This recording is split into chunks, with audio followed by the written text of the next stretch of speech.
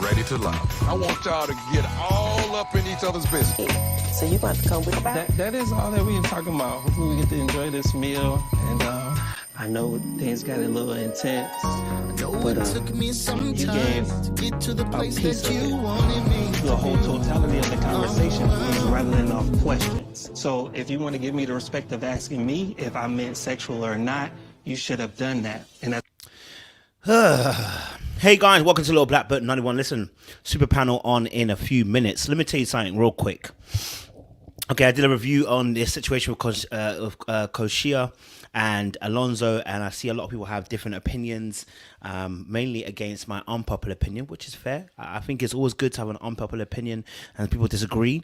But I found Alonzo and Koshia very interesting. Okay, Koshia really only had one problem. Her one problem was that he called her immature when she decided that she wasn't going to answer the question. And I felt like, you know what? She could have answered it if she wanted to, because earlier on she answered the question when it came to about him saying about, you know, hey, what if you were pregnant, right? She answered it, laughed, and kept it pushing, right? And even expressed the conversation. Then later on, obviously, when he's asked that question about spanking or choking, she then says, I'm not going to answer that question. And not because she felt it was inappropriate.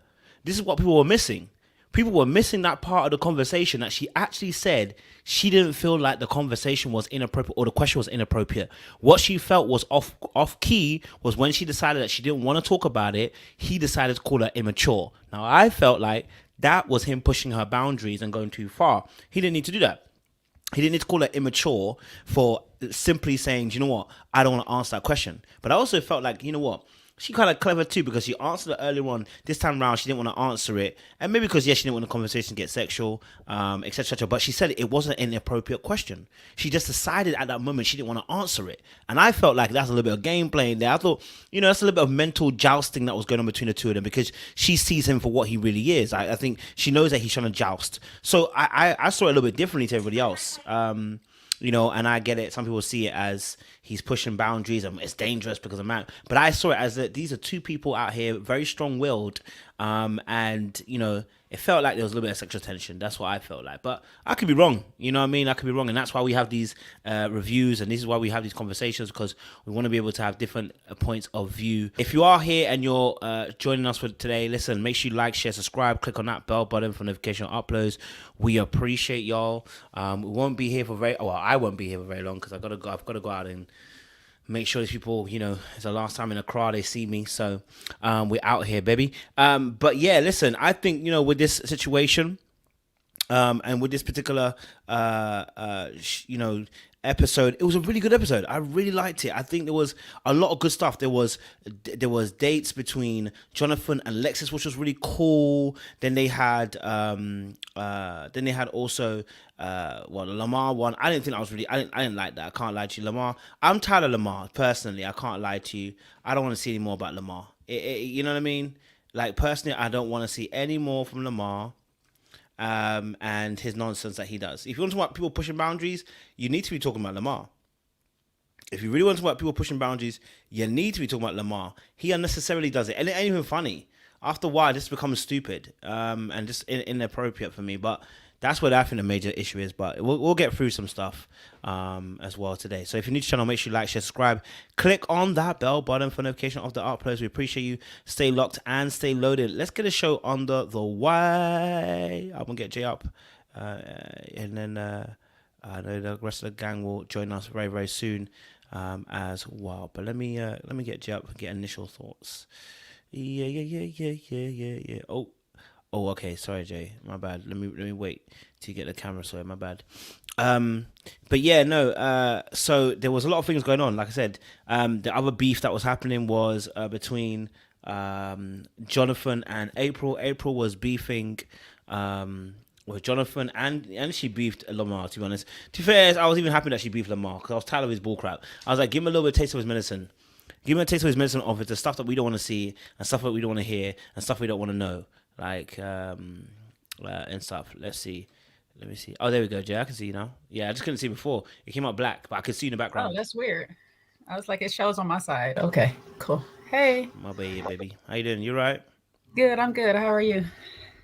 I'm good, babe. Hey, listen, I saw Alexis and I kept on thinking about you. Alexis? Oh, Lord. Yeah, man. I was like, the way she swooned Jonathan, boy, had him wrapped around his little finger. Boy, don't know what hit him when she said suck them toes. Listen, you got to play to they thing sometime, you know what I'm saying? And clearly she like her toes sucked, so there's that. Because she made sure.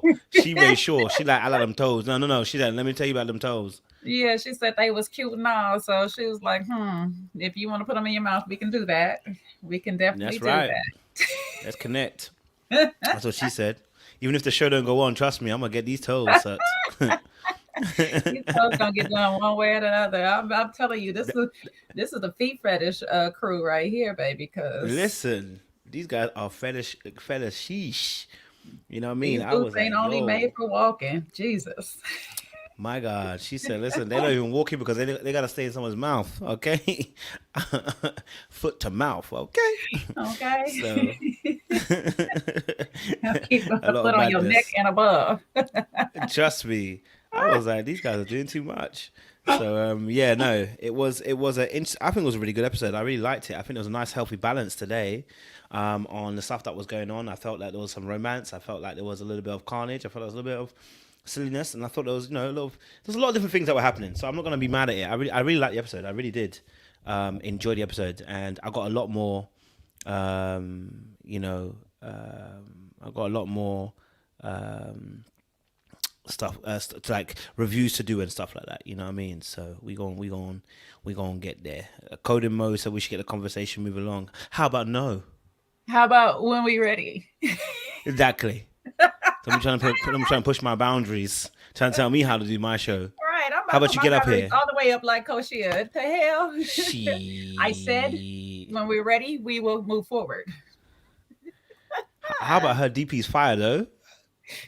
Okay. It is. I take it back, Mo. You can tell me. You can tell me what you want. You want some toes? I got you, baby. What you want? I take it back.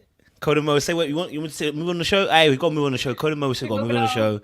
We gonna move on the show. We gonna move on the show." I didn't know she was that pretty. My bad. We gonna move on the show. We listen to pretty people around here. You know what I mean? I'm done with you. Please try and help this man out. I saw the DP. I said, "Listen, I'm gonna shut my mouth. I'm gonna shut my mouth. Okay, I'm gonna move that show along." What are you telling me, Sean? What's going on? No, you really look like you witness protection this week. I can't lie to you.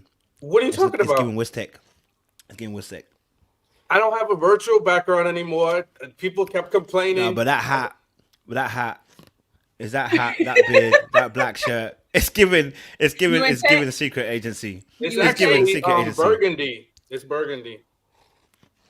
It's giving you an agent.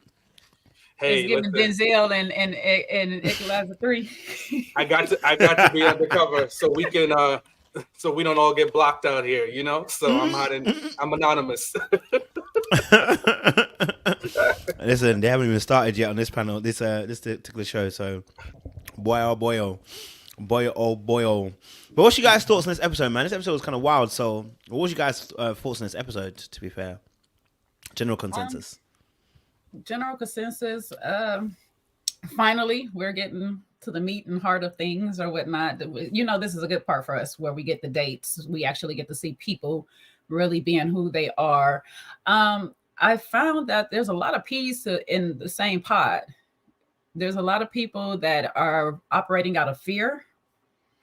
Everybody has their different fears, but all of them are operating out of it. And though Lamar is rude as hell, I am not somewhat disappointed in him just kind of moving on from people who is not aligning with him. It works for both parties. So we can fight all we want, but it's fair enough for both parties that he moves along when people are not reading his room. However, he don't read nobody's room either. So there's that. Okay. Chaos. And I feel like, once again, I'm gonna say it again. This week, a woman shouldn't have went home. They should have sent another man home. I want to say the show kind of operates a little bit better when we see the men actually moving and doing stuff, some work, instead of sitting around. This opportunity for the men to be safe is allowing them to be plumb fools out here. And the only decent one that we had was the one that we wasn't even sure about from the beginning. That was William. So here we are. But yeah, go ahead, Sean. I'll stop there. Yeah, this episode was chaotic, a little chaotic for me. You know, I just my initial reactions was I was I was a little disappointed by some of the fellas. You know, we already, as black men, we get on my little mini pedestal here. I just feel like, we kind of get a bad rap. And I just feel like this just kind of plays into it, the way some of the fellas maneuvered.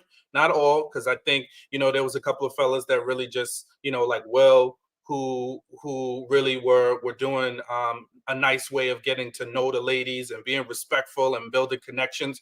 But yeah, I was very disappointed with Lamar, was disappointed with Alonzo. And, that behavior as men, I just feel like we just have to do better. You know what I'm saying? Like, I think everybody gets to be themselves, and that's all cool. But, just some of the levels of disrespect that I saw, some of the levels of pushing boundaries that I saw was, I just didn't like it. I didn't like it at all. This was definitely one of those episodes that had me disappointed.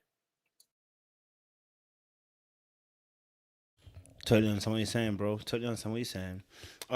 Let's jump straight into one of the meaty conversations. Koshia and Alonzo get into an argument at the very end. It becomes a place where she gets up, she walks away, and eventually we get a moment in that instance. I want to get your thoughts on this. Like, Koshia and Alonzo, how did you see that interaction?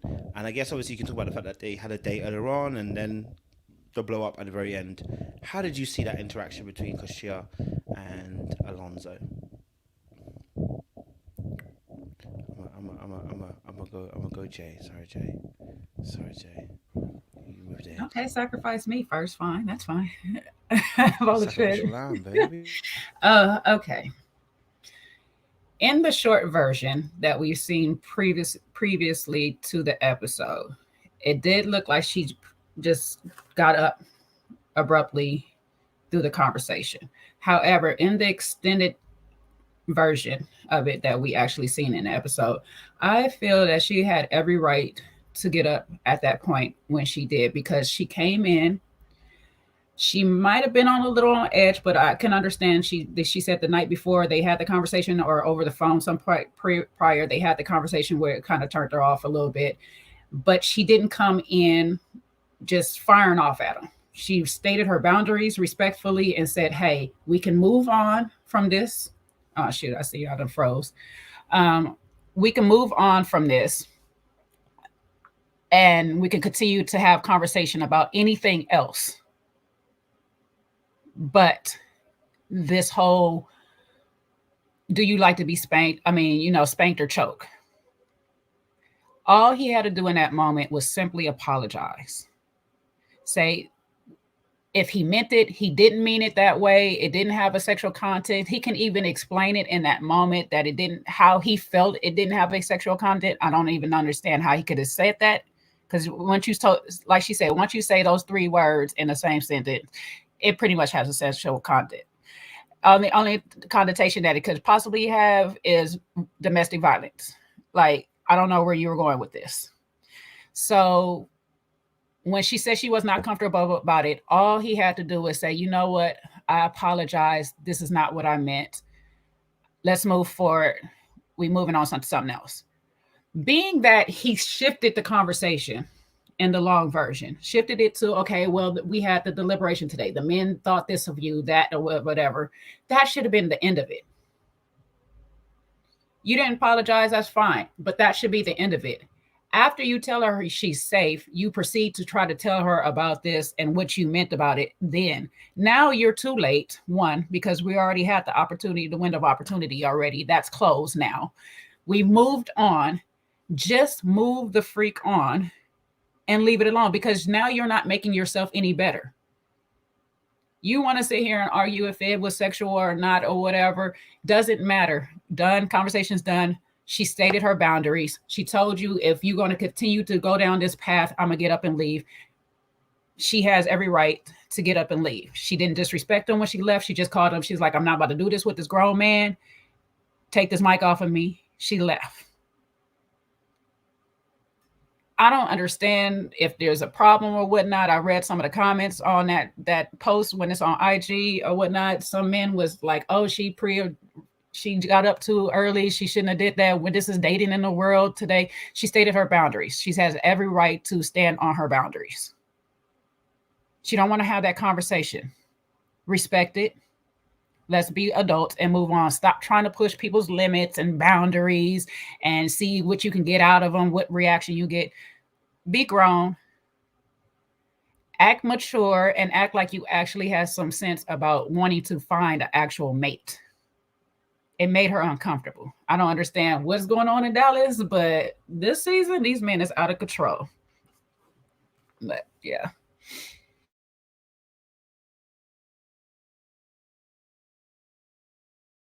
Go for it, Sean.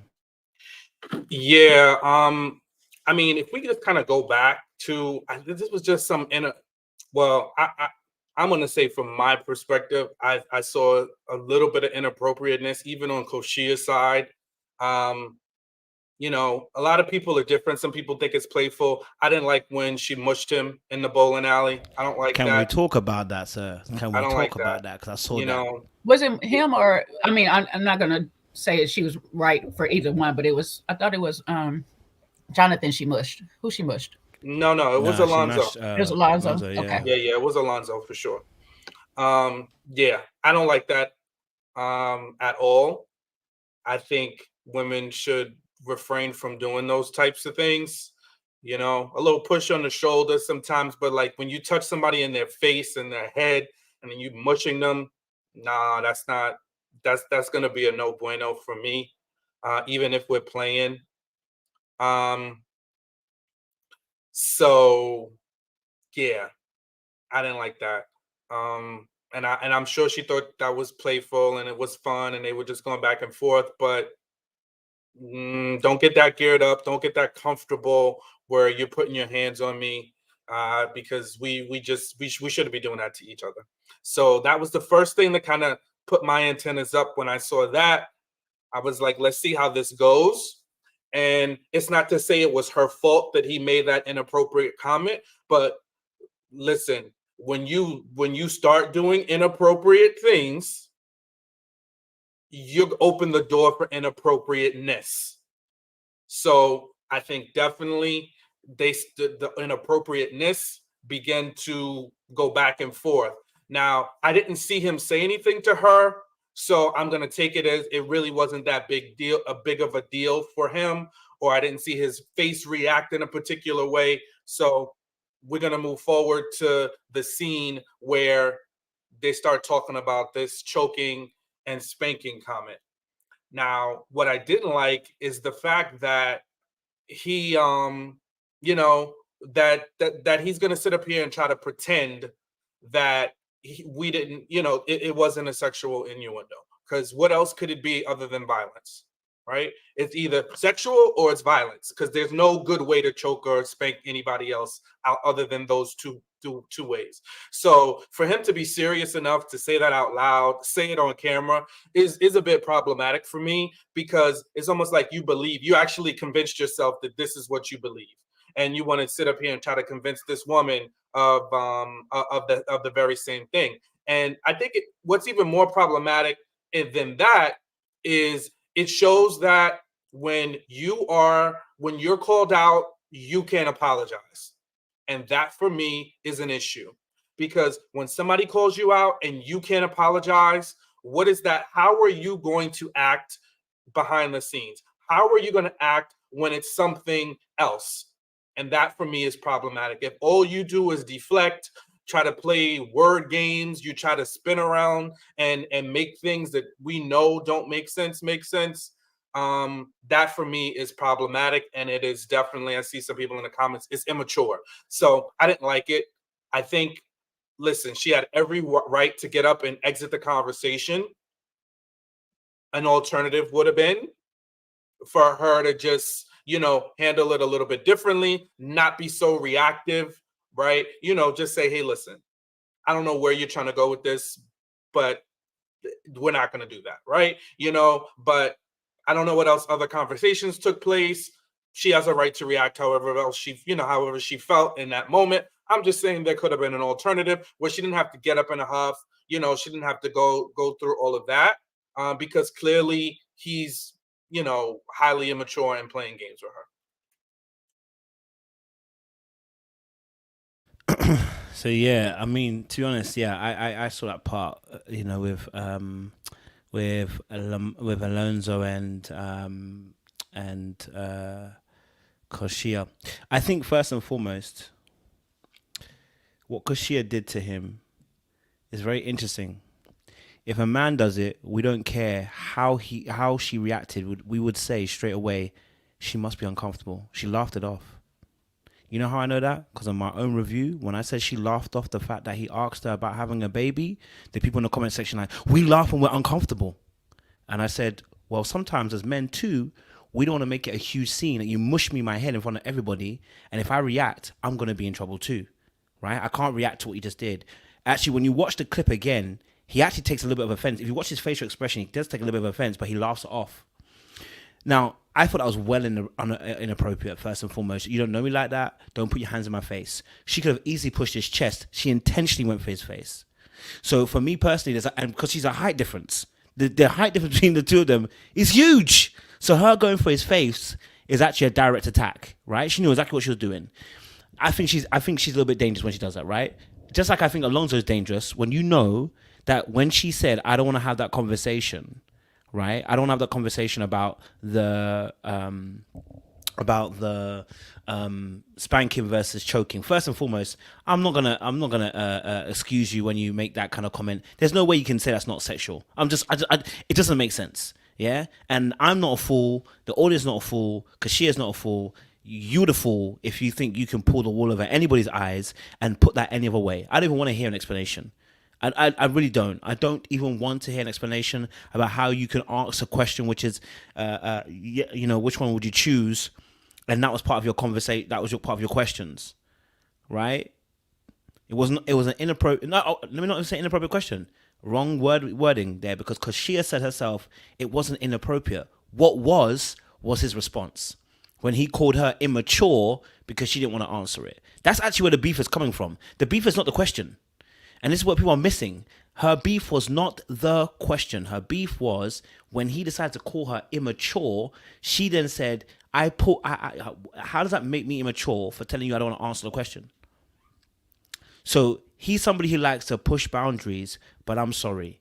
You cannot pull the wool over our eyes and try to make that question you asked a safe one that you asked. It was a sexual one. You should admit that. You should say, let me say face. No, let me not say face. Let me be truthful about it. I apologize, right? And he was backing down. He was backing down, and then he decided to trigger her again.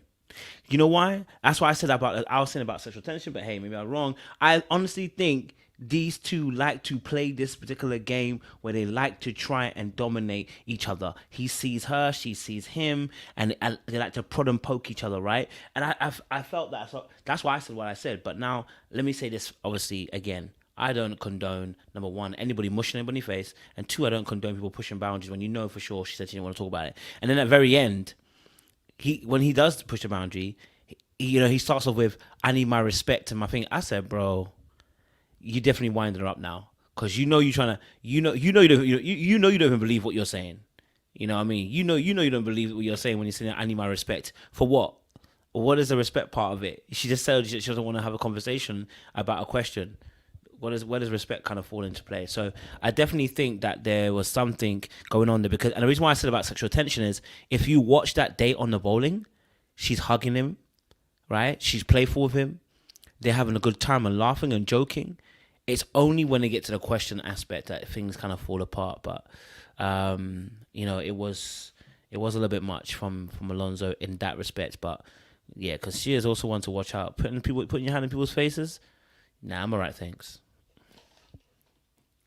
I just want to clarify something, just so that, you know, no one misunderstands what I'm saying, because I just see a few comments. I didn't say because she mushed him, he deserved, it was okay for him to ask her that appropriate question and push her boundaries. I said what happens is when you do appropriate things, the door is now opened for inappropriateness, because for somebody that is on the other side of that, that is also an inappropriate person, in their minds, oh, now we can do the same things together. It's not her fault, but it's an explanation to why sometimes things escalate or things happen. Not her fault. He's his own person. He's responsible for his actions. And I definitely condemn him for trying to sit up here and lie to her and lie to himself about what choking and spanking meant. So I just want to be clear. I stand firm on that. I also stand firm that she has every right to walk out. I just said there might have been another way for her to handle it, right? It's not that she's wrong. She's not wrong for walking out. I don't think she's wrong for walking out. I'm just saying she could have done it another way.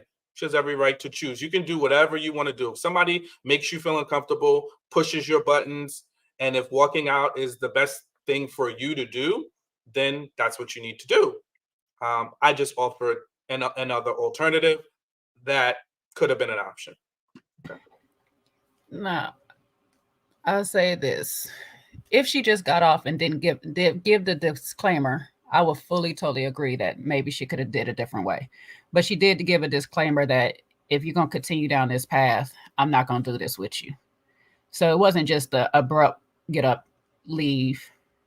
You know, she kind of gave him the disclaimer before and gave him the ultimatum, like, if you want to continue down this way, the consequences is me getting up and walking away.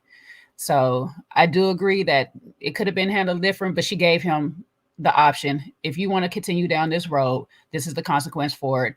He continued. She proceeded to do what she needed to do.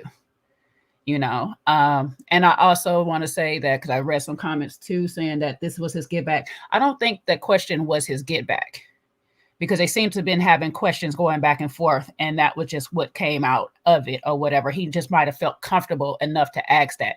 Now, his get back might be at the end of all this, let me proceed to tell you about yourself some more. That definitely was his get back at the end. And his way of trying to tell her about herself is, I'm going to continue to tell you about this question that you are being immature about not answering. And it's like, sir, I don't have to answer that question. We were asking questions. If you didn't want to answer a question, you didn't have to answer a question. We're both adults here, and we both know that this question was sexual. You're not about to, what you call it, Sean, gaslight us today with the BS, okay? You're not, sir, you're not about to do this with us right now. You know where you were trying to go with that question. It didn't land. Let's move on. Like Kojo said, I don't know. He's trying to say you're immature for not answering. No, sir, you're immature for continue this conversation. When I just told you I don't want to do it with you anymore. So I stand on, she had every right to go ahead and get up, because she gave him a disclaimer, and he proceeded to still play in her face. So I appreciate her just not going off, because I feel like she could have just went off on him and cussed him all kind of ways. So I appreciate her for just getting up and walking out and taking off the mic and not calling him a bum or anything like this. Somebody else does later on. Was it Alonzo that asked her that question about her love languages too, or was that somebody else? Was that Jonathan? Jonathan. That was Jonathan. Yeah. Oh, okay. So I mean, I think I know it's just one person, but I think this is how, you know, in the comments, but I just think this is how this is how we start playing games with each other. You mean to tell me that Alonzo needs to tell Koshia that it's a boundary for him to not be mushed? Okay. All right. We learned that in grade school, baby. Learn to keep your hands to yourself. Don't, no. And again, I just want people to be clear. I'm not saying a mush is the same as someone being, you know, I don't know the right word, like being sexually, you know, whatever, fresh. I don't know the right way to really explain that in 1 or 2 words. But anyway, no, it's not the same thing. And I think what we are saying, and what I'm saying actually, is Koshia opened the door by being inappropriate with the mush. And what you do when you're dealing with somebody else who's already inappropriate, we cannot deny the fact that Alonzo is inappropriate. He's said it to us in so many words. He's also says he's somebody that likes to push boundaries. He likes to kind of make women feel, you know, a little, you know, like to jab them around. So when you do that, it tells the person, it sends a silent signal. Oh, you like my games. And again, he's still responsible for his actions. He's still 100% responsible for his actions, but you set the stage. When you begin to act inappropriately, you set the stage. Okay, so I don't understand, you know, what we don't understand about that statement. So, and again, going back to this mushing thing, yeah, every time I've been mushed, I didn't like it. Anytime it has happened to me, I didn't like it, and I can definitely tell you, as an adult, I haven't been mushed. And if someone did it to me, I wouldn't like it. I don't even like anybody's hands in my face. Maybe let me say it like this, Sean, because I'm going to say the same thing you're saying just like this. When you feel comfortable enough to put your hands on people, unasked, uncalled for, unlovingly, and joke or jest, you're telling that person you're comfortable enough with them that they can joke and jest with you in their way. So for those that's sitting here saying, oh, if I mush you, that still doesn't give you a right to be inappropriate with me by saying something sexual. You're telling that person that you're comfortable enough to do things with them, that they can be that just as comfortable back with you to be themselves. That's the same thing Sean is saying. Thank you, Jay. And I see most of y'all get it, so I appreciate it. I don't want to belabor the point by a couple of people that, you know, I think are being a little bit obtuse, because I'm sorry, I hate to use that word, but, you know, first of all, we don't know each other. We don't know each other. We've just met. We're getting to know each other in 1 or 2 meetings, right? So for me to have to tell you, so you have to hit me for me to tell you that I don't like to be hit. It's like, what? Come on. Like, and I get it, there's double standards. So I'm not even going to go to lengths to say if a man did it to a woman, I understand there's double standards, right? But at the end of the day, we are all elevated here on this channel, and we all should, at a very base level, know that we shouldn't be putting our hands on each other in that way. And you definitely shouldn't be mushing anybody. And she did mush him. For anybody that didn't see, you can go back and watch it. They were in the bowling alley. They were being very playful. She already said, and again, this is how I know Koshia is a reactive person, which is another reason why I said I think she could have handled herself a little bit differently, could have, at the table, because she's very reactive. She's very explosive. She said, oh, I'm very competitive. I'm going to do anything I can to win. So she's charged up, right? So she's in that moment. She's not thinking. And this is where you have to regulate your emotions and take a breath and breathe before you react, because you do things that aren't necessarily good, right? So she started that, and I think that is not good. Right?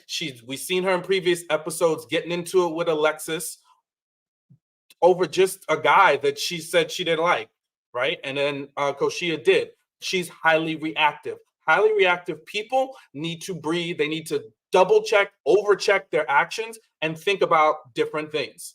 So we got to talk about it. You know, I'm not going to say I just sat here on the show and seen a grown woman mush a grown man and I'm just going to ignore it because he's a jerk. You know, no, she still shouldn't have mushed him. She shouldn't have mushed him. She kept her hands to herself.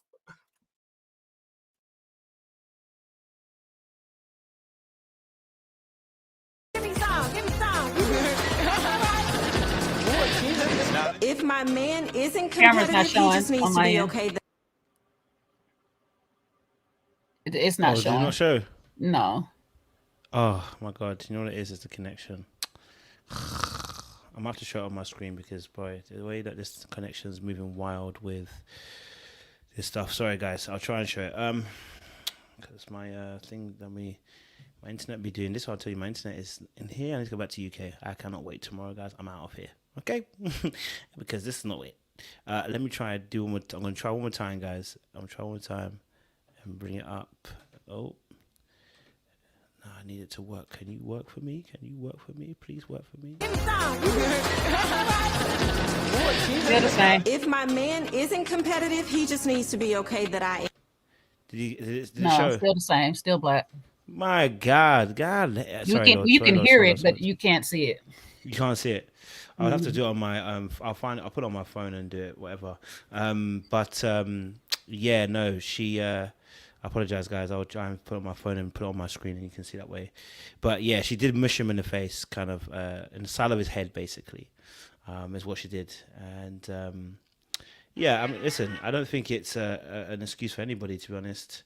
I just think, I think you guys have explained already. It's more of a case of that sometimes you open up the doors for inappropriate behaviors. Listen, past girlfriends have put their hand in my face and I've told them, listen, it's not a joke to me, don't do it, because it can escalate very, very quickly. We don't want that.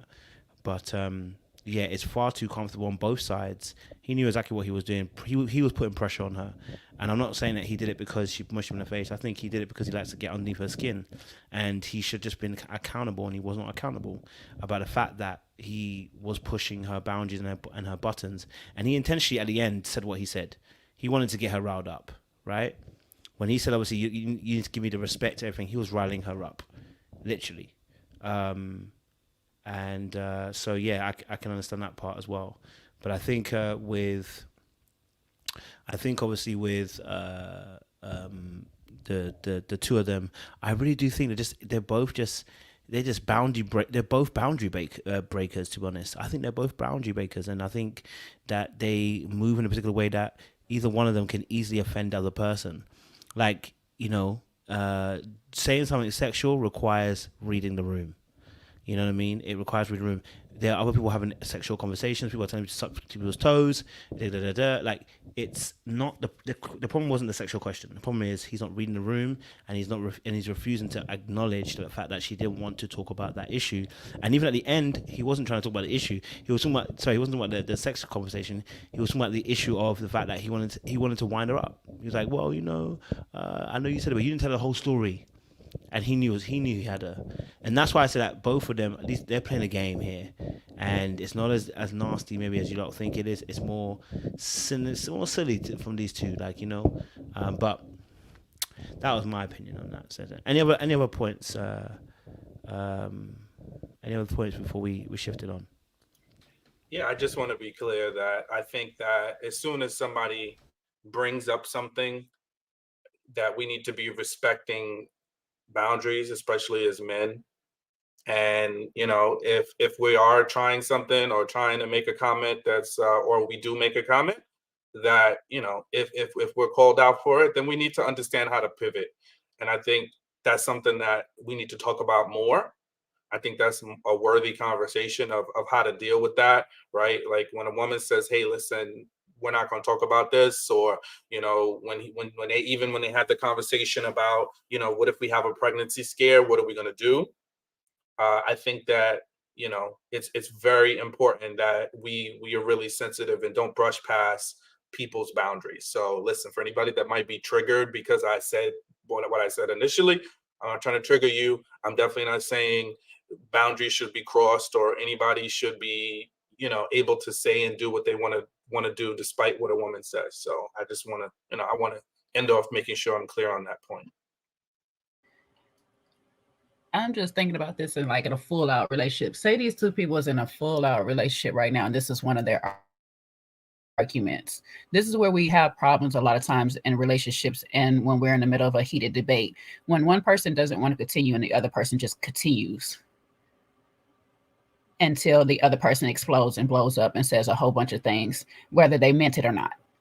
Sometimes when we're arguing with people or we're going back and forth, and I know we want our sides. This is our ego at play. Our ego wants to tell everything that we have to say, get it all off our chest and all this. But sometimes when the conversation is just not going nowhere, we just got to just chalk it up. When the other party says, you know what, let's put a pin in it. Let's talk about it later.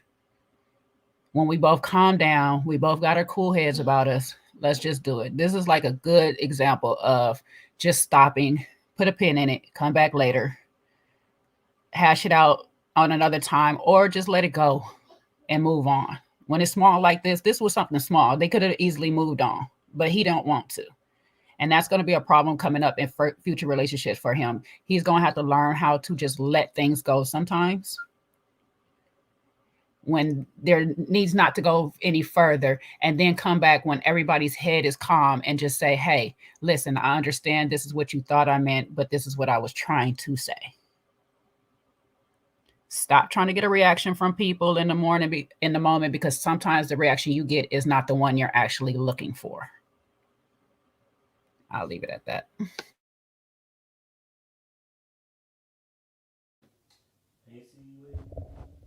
Hey, see where you're at, yeah?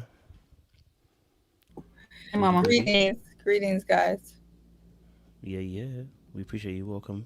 We're just finishing off, obviously, Alonzo and Koshia, the beef that happened between the two of them. Do you want to weigh in before we move on? Alonzo at the table? And Koshia. Yeah, table where she walked away, yeah. I don't want to repeat what y'all said. I don't know what y'all said. I literally just popped in, but that's fine. She stood on business, and he was gaslighting her. And she stood on business, as you should. If somebody's playing in your face, you walk away.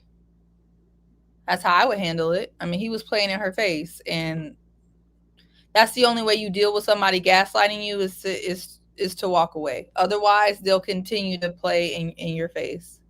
Everybody with common sense knows what he meant by that, and why he took that route is very childish. And as a grown woman, I'm glad she got up and walked away, because if you say you're going to do something and then you don't do it, you're telling the person that you don't mean what you say. So when she said, look, I'll sit here if you change the subject, but if you bring the subject up again, I'm walking away. And he brought it up again in a round the way, and she got up. So I think that was good. No gaslighting in 2024. Good for her. I don't know what y'all said, but that's just how I felt about it. No, he was good. Thank you very much, T-Way. All right, cool. Let's move on. Next couple that we're going to talk about, or next persons we're going to talk about, is obviously there was another situation. April and Jonathan and Lamar. There was an issue between them, and there was some craziness that was said. I guess I don't want to say craziness, but there was some spat between those two, and it was quite interesting to kind of see how April handled both of them. The word combative came to me, but I didn't want to use it, but yeah, I'm gonna use it. Combative. That she was behaving in a particular way. But I want to get you guys' thoughts. What's your guys' thoughts on that situation there? So, what would you say your thoughts are on the extra beef between April and Jonathan was the second one, wasn't it? Right. So Lamar. So yeah, April and Lamar. What was your thoughts to that argument? Yeah, I mean, I feel like this is an example, not the doop doop doop doop like, but I feel like Lamar. This is what happens when you just don't like somebody. Like, you may not. I don't think he liked April's energy. So I don't think it mattered what she asked him. He wasn't gonna be wanting to answer her. And then I think the way she went about asking her questions was very, very cold, and just kind of like, it was very businesslike. So I think she got the response that typically you get when somebody doesn't really care for you already, and then you go about it in such a way. So that's kind of how I saw their things. I think he was a little short with her, and then kind of dismissing her. I just feel like he just went too far, and I said this at the top, like I wish the guys would have handled themselves a lot better. It was just very, very disparaging to me the way a couple of the fellas chose to behave with the ladies. And I think although she was definitely pushy with the questions, and then when he pushed back, she was like, because I can, and because I'm asking you. It's like, come on, man. Like, is this the energy? Like, you want to be in a dating environment. Now, whether you like him or not, whether you see a future with him or not, whether you see that he's X, Y, or Z, your response speaks volumes about you, because how you are is how you react and how you act. So if her default is to be that rude, to be that mean, when you feel like somebody doesn't want to answer your question, yeah, and you want to know something about me, so you want something from me, so you feel entitled to information that you see I'm pushing back, but then you're going to say, when I ask you, like, why do you need to know that? Because you can, and because I'm the one asking? Yeah, I'm good on that. I'm good on that energy. And again, like, you're going to hear me a lot of times when we're talking about these couples, I'm going to talk about two different things. Okay, so get used to it.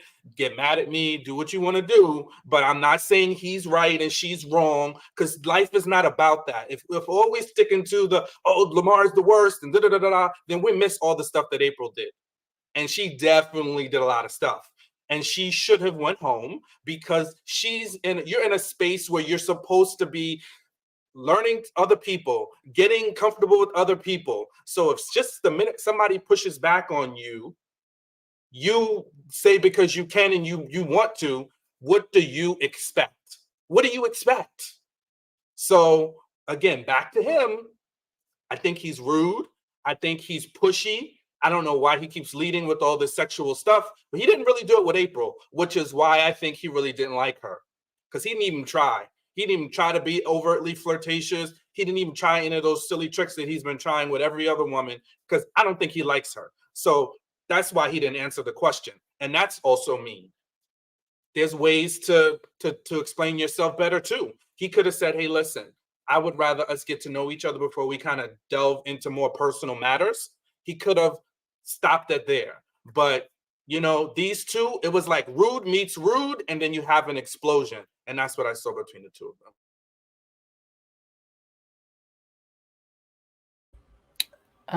He tried, Sean. He tried with that little kiss that he tried to play off of the cheek kiss that she rejected. So from there, I think he had a problem of the rejection. And I feel these two are really similar. Like, she's not forwardly sexual like he is. I don't mean similar in that regards, but they're very cut, dry, and to the point type people, that they were going to be put off with each other regardless, especially because she's not into the things he's into, so to speak.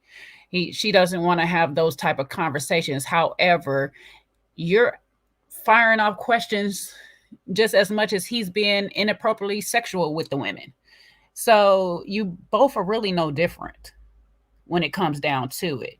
And I think he was the worst person to be sending her home, because he was too fired up in the men's lounge to already send her home. Who's that in the pink shorts? Who is that girl? Her. Yeah, her. Yeah, I don't like her. So he was already trying to get back from when she dismissed herself from the table, and she walked away, and he had to be like, "Oh, I dismiss you." Like, she already walked away, sir. She's already 10 feet away from you. She been dismissed herself. Now you want to be the one who officially does it. Yeah, you just needed something. Like, these egos this season is really on 10. And all these people are really out of control.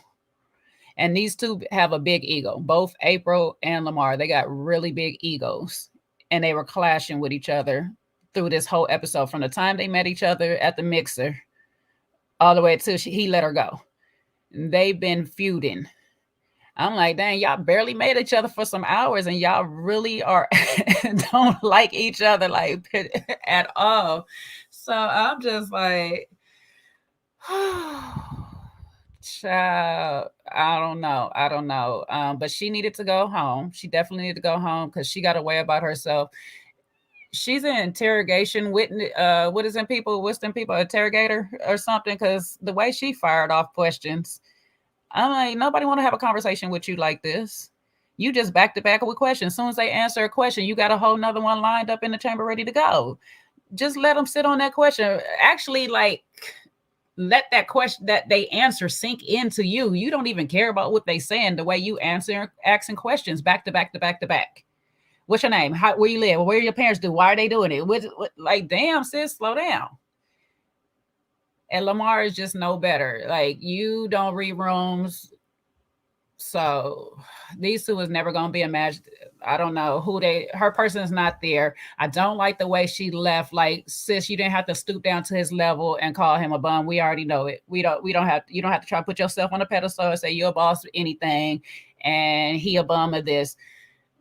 We'll see it, sis. Just walk out gracefully, hold your head up high, and your man was not there.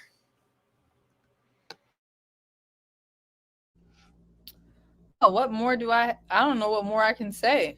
I think the two women who have gone home back to back have gone home for a lack of self-awareness. So I'm going to start with her, and then we'll get to Lamar, because Lamar, I feel like I'm going to spend less time on, because I'm not sure if he could be helped. But like y'all said, the interrogation style, leading with the modern woman, I got my 10 degrees and I'm a boss chick, really is just not the most attractive thing to men, especially men that do lean themselves to the bummier side. You know what I mean? The sassier side. They're not really interested in your degrees nor your line of interrogation questions. I'm not sure that she's aware that she's coming off like that. I think she was genuinely surprised when he responded to her like, I'm not answering that. I think she was kind of thrown off because I don't think she heard the way her line of questioning was coming off. And that's a self-awareness thing. And maybe we're looking back, she could probably be like, that line of questioning, my style of, getting to know someone, maybe I can soften it a little bit. I could change it a little bit. But when it comes to him, I mean, his response was completely inappropriate, rude, and sassy. And it seemed defensive. It seemed like he just was trying to cover up something and he didn't want to talk about something. So like Jay said, like y'all said, the combination of the two, which is no bueno. So, I mean, I just don't feel like a more aggressive woman and a sassy man. I mean, we're going to get to tussling. We're going to get to rumbling. That's just what's going to happen. So they weren't for each other. And I hope Lamar goes home next because the couth is lacking on his end. I mean, April, she could do stuff better. I'm sure there's a lot of things looking back she'll realize, I can handle things a little better. But his, you don't think so, Sean? You don't think she can handle it better? Well, no, I don't think she's going to look back and say that. Oh, well, maybe not. Maybe not. But I think she should. Because I think women sometimes, and this is coming from a person with a degree or two and an education that I'm proud of. I just don't go into rooms leading with my job, my occupation, or my degrees, or my boss chick status. One, because I don't feel like that should define me, nor do I think people actually give an F. And I do think like women need to stop doing that because we don't care. Like, we don't care. I don't care. These men don't care. I don't know who needs to hear that, but I think some women need to hear that. And definitely these pool of men don't care. These men who lack lots of funds, couth in class, they definitely don't care. So, I don't know. It's a sassy man apocalypse, the epidemic or whatever or whatever. He was definitely very sassy, and I didn't care for that. But I hope April on her next go around realized that she can kind of you can get the information that you want without interrogating men. I was just talking about this. Side note.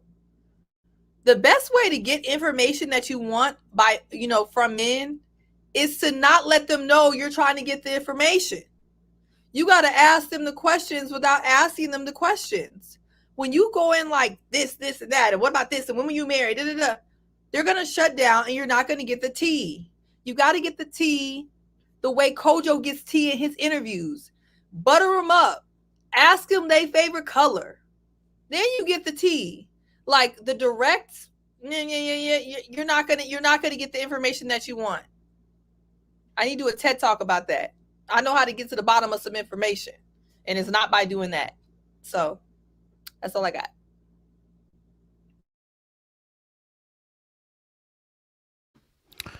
I'm hearing it. Anyway, any other thoughts on this part before we shift it? No? All right, cool. Let's shift it then. Obviously, there was some. I would say, can I say good dates? Can I say that? Good dates? We had obviously Jonathan and Alexis, but we also have Prince William. Sorry, I called him Prince William. Prince William and Patrice, who they had a good conversation. It was going somewhere. They started agreeing to both like a certain truck, and it was going somewhere. It seemed like it was moving, at least in some shape or form. And William looked in a better light. I really liked him in this episode. I really did like the way he moves through the process. So we'll wait and see. But what's your guys' thoughts, Sean? How do you feel about this situation when it comes to? I don't know. I forgot his name, so I apologize. Who are you talking about? Because you said you're talking about, the last I heard you say William, but then you navigated to who? No, William. Oh, no, William. William, the situation with Patrice. Okay. He's bald head, the bald head one. Sorry, right? my bad. Oh, sorry, Yeah. sorry. Sorry, there's Will and there's William. Apologies, there's Will and Williams. That's why. William, the hips. Body, yaddy. Who got William hips? with the hips. Bald head. Kojo, stay focused. William got hips. William, the bald head one got He's hips. saying that. William got hips. Don't repeat those hips. People. Kojo, let's move on. I thought he was so handsome. I didn't notice his hips. Let's move on. That's right. So yes, they had a very good date. I don't remember a lot from it other than the fact that they seemed to have good banter back and forth. Was it the date with Patrice where he started talking about kids and adoption and stuff like that, his children and adoption? Was that with Patrice? We talking about William?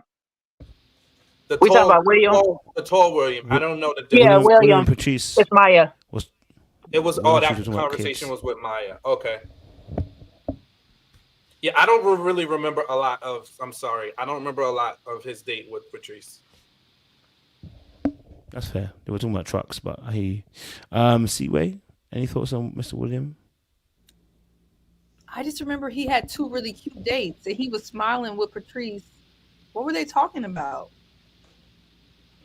Oh, that's right, Kojo. They were at the pour painting. Truck. Yeah, they were at the pour painting, and him and Patrice connected on the truck conversation because they were talking about the driving of cars because that's what she does, and having a diesel truck. And then Lamar came and interrupted them, so that's why you don't remember, because it got cut short.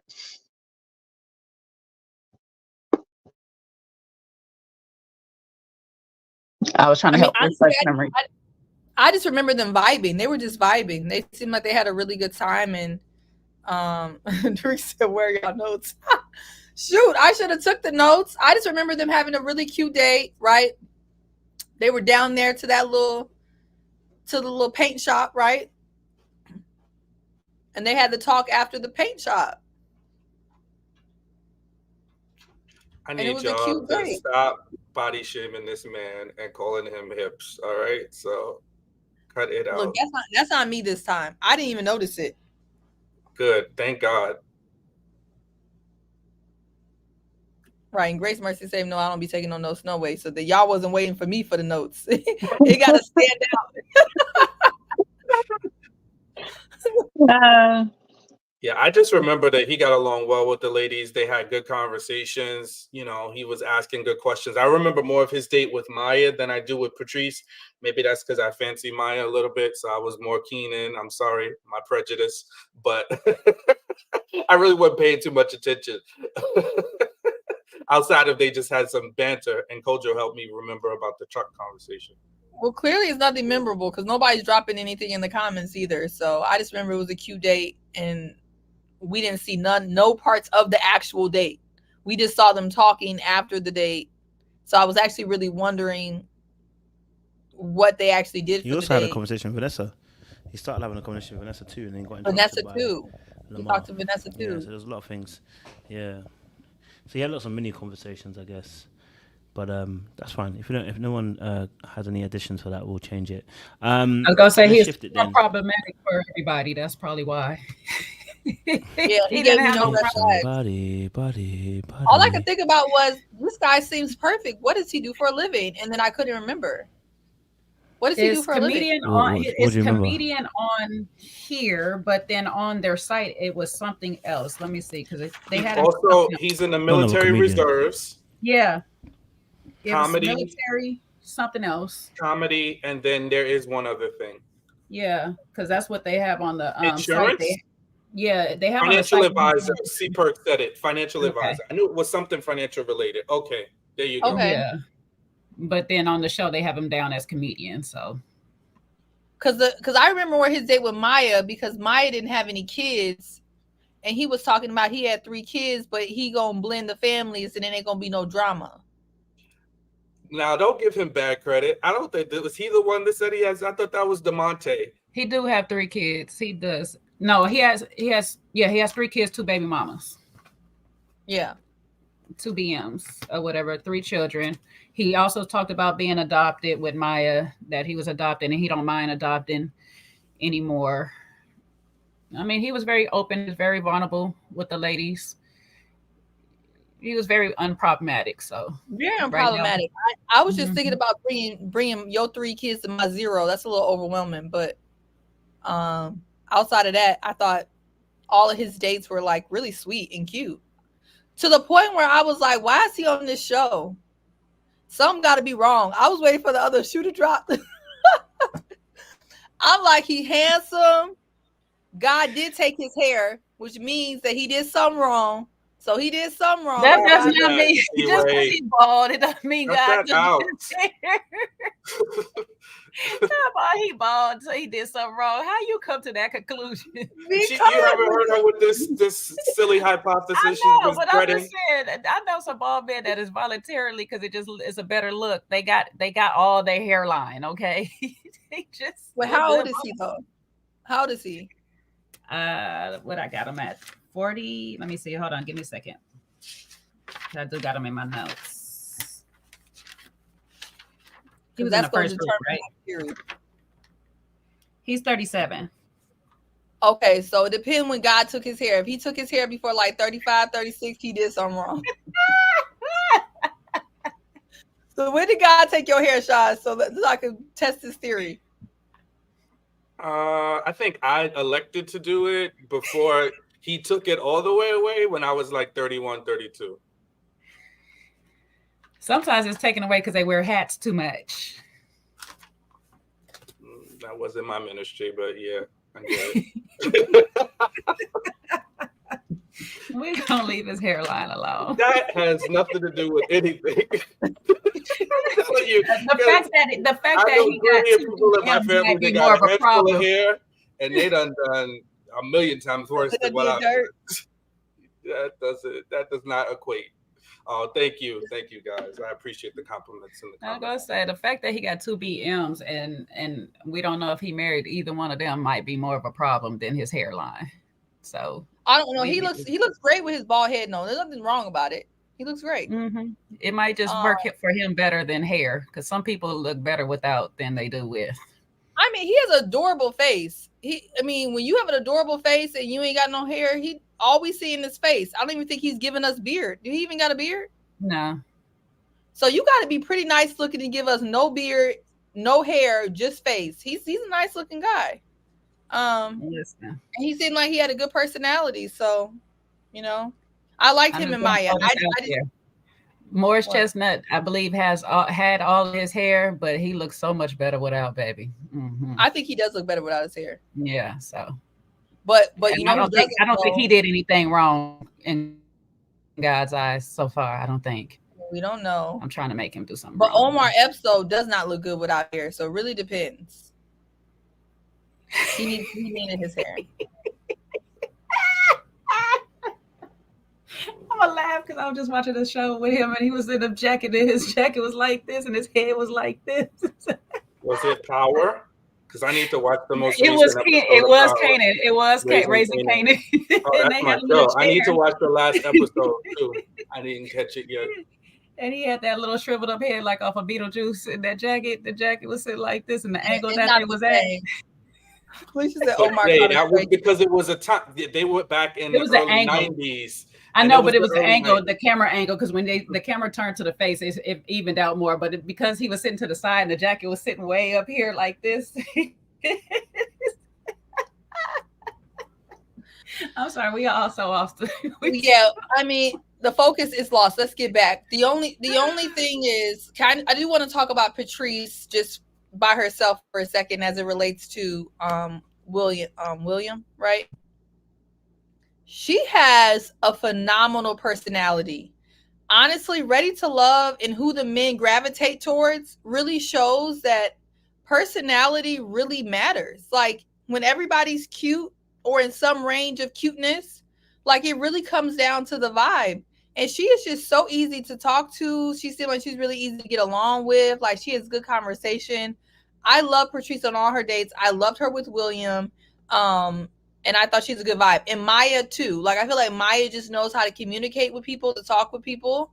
And I just think having a good personality goes a really long way. And those two women are showing that. And I think William too is showing that having a good personality hopefully will take you far, because he seems like he has good vibes, has good sense, knows how to talk to women, knows what to talk about. When Maya asked him the question about his, child's mother and their situation, instead of getting defensive, he seemed like he tried to answer it. I mean, we'll see if there's more there, but I felt like he answered it pretty well. So I don't know, just positivity. Their whole sets of dates I thought were pretty positive for Ready to Love standards. The fact that he was willing to answer questions was a positive, because how the rest of these men was going on about questions, the way that they was moving all over the football field trying to dodge them, it was ridiculous. I was like, why? Because they seem like they still got some ties. There's still something.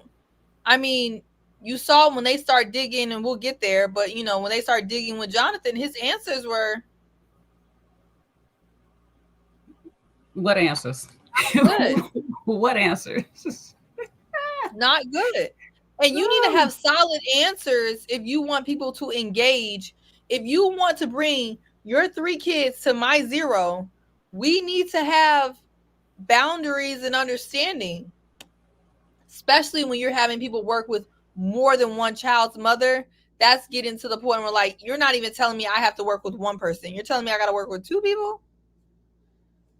That's nasty work. I don't want to work with 2 people. That's 2 people that's pulling you outside of my household, if that's where we get to. So, I don't know.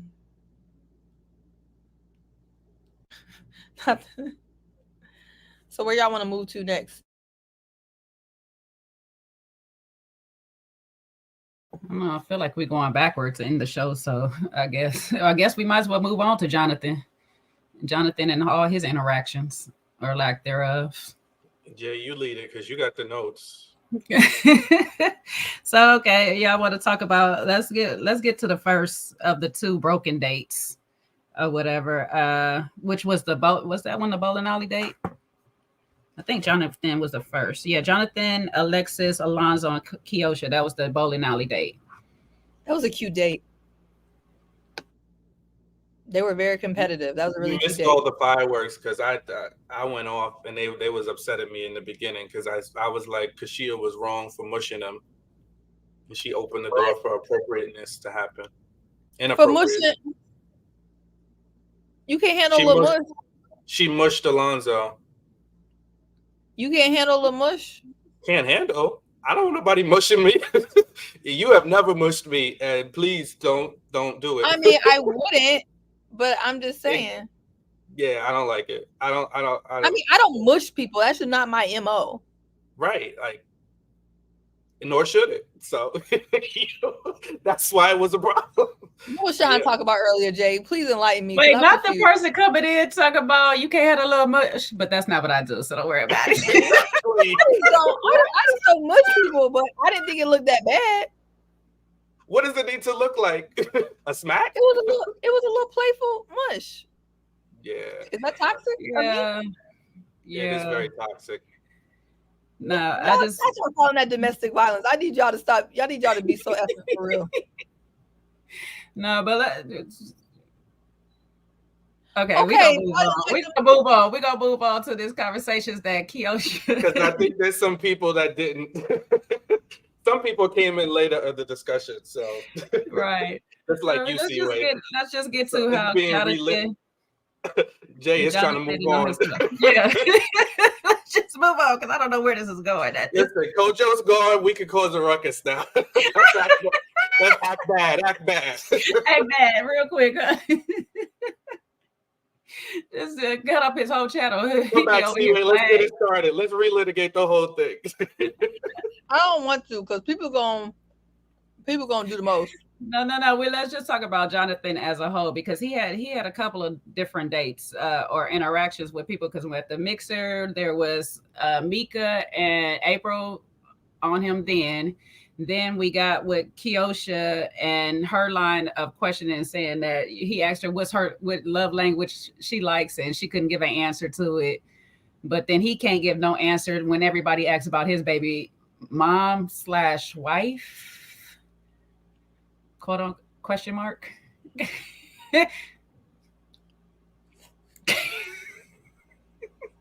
Whatever she is. Yeah. How y'all feel about him not being able to answer? Well, I thought that date with Mika and April was kind of annoying. I'm not gonna lie to you. They both seem more interested about getting to the tea than actually trying to have a date. Now I understand why, because I think they could tell they was hiding something, but the whole date seemed like an investigation. Now I don't know if this was editing producers, like try to make all April's dates look like, make them look like investigations, because you know how they do. They'll make a narrative. So April's narrative is that she's always investigating. So that could be it. But their date was just kind of like annoying. Because if I think you up to something, I'm not finna be asking you 21 questions. I'm going to move on. Because Jonathan's definitely up to something. So that was my thought about that date. The love languages date with Koshia had me crying laughing. When she couldn't come up with nothing, I was like, okay, next caller. We can move on from this because I don't know what's happening here. And then their little bowling alley day I thought was so cute. Honestly, I didn't even see the mushing. I mean, I saw it, but I really didn't pay no mind to it. So there's that. I guess y'all did. I wasn't paying much attention to it.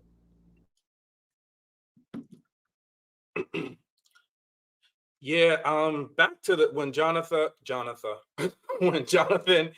Mika and April were having that date, I did feel like that was like an inquisition, and I think they could have taken the the edge off by making it a little more conversational. But they were trying to get to the bottom of the fact if he was gonna, if his exes were issues. And I think they already kind of had their answer. When you have your answer already, and then you just build your questions around the answer that you already have. And I think that's why he got a little defensive. I think he could have just quelled it all by saying, hey, listen, ladies, we don't have anything to worry about it. When I did spin the block, the spin took place 2 years ago. I haven't spun that block in years, and I'm not looking to spin. I can't speak for her. Doesn't matter what she thinks. I know what I think, and I'm ready to move on. So that's that. And we co-parent well together. Now, can we talk about something else? what's the, next topic of questioning, please?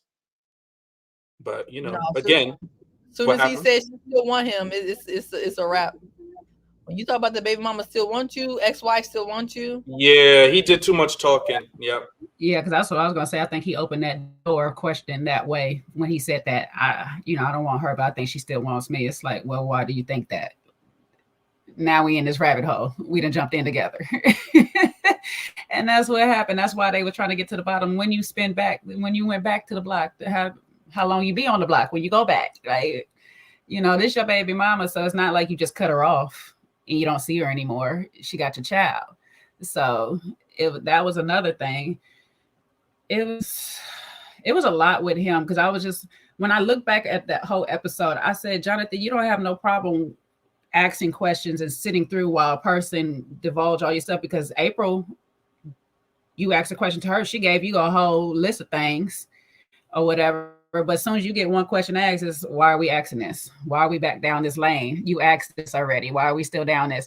Well, if a person's kind of asking you the same question over and over, that must mean that you either didn't answer the question the first time, or they didn't get an answer that was satisfying. In this case, you never really answered the question. So, of course, they're going to still be back on, like, what is going on with the mother of your child and you? He answered so suspect. You could have just, like Sean said, just here's the thing. I ain't been back there in 2 years. I think she might still want me. By the way, she carry on. I'm not really sure, but that's not where I want to be. That's why I'm here with y'all. Let's move on. But he said he got a communication issue. So there's that. And this obviously is part of the communication issue, is that he don't speak up when he's supposed to. So, but interesting enough, he had a great date with Alexis. If y'all remember that part of the bowling alley, where they sat down and talked about the feet of it all again. Yeah, they got to talking about toe sucking. But Alexis wasn't asking him nothing of importance, it doesn't look like. No, she wanted her toes sucked. She got to what she wanted to get to. Yeah, I don't think we talk about the baby mama's ex-wife of all. We just talk about toes. I don't think she cares, because she's like, your baby mama ain't my concern when your feet is in my mouth. So vice versa. What that got to do with me? That's what he gave. I mean, she got the way she explained it. I was more into it because, not that anybody asked me, but it's just never really been a thing I've enjoyed doing.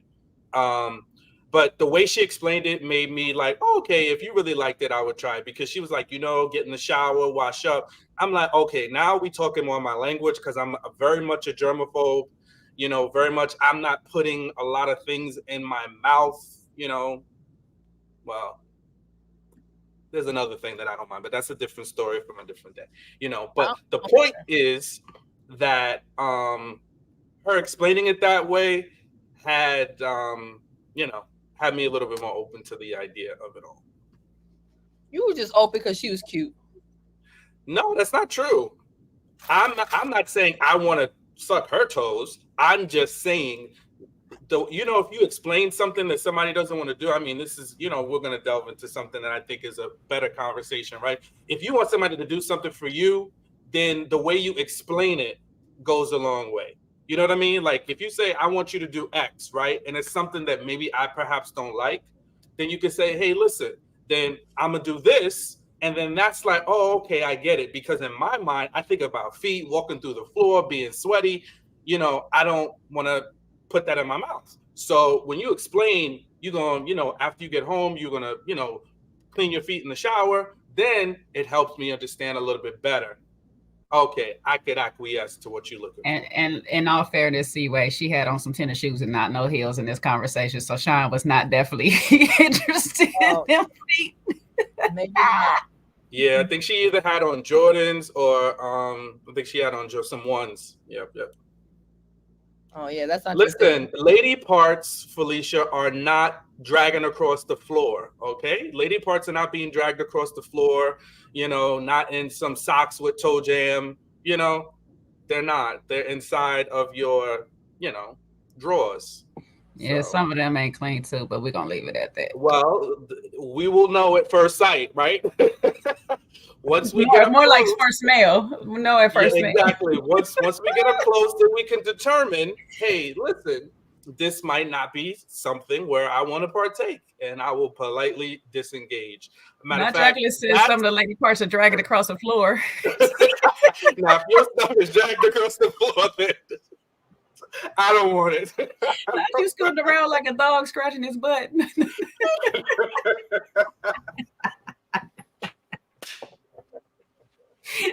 Coach need to come back. His channel about to get flagged.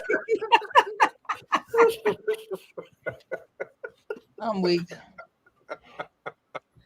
What are we even talking about? Yes, we can blame it on Kojo. We can blame it on Kojo because, hey, he left us here to our own volition, and this is what we're gonna do. You know me. These toe conversations are a bit much for me. Okay, I if you at my feet, baby, you too far down. I don't want to be worshipped that way. Come up a little higher. Praise me in my lap. You too low. Lay your head in my lap, baby, not at my feet. Child, I don't know. Next case. Next case. We're pushing Seaway's boundaries. We are pushing okay. Before we get like, boundaries. before we like Koisha, let's move on. Koisha, you know, Koshia, merged her name with Moesha and Koisha. I did. And then Koshia. Koshia. There it is. You made me Sorry, think about Moesha.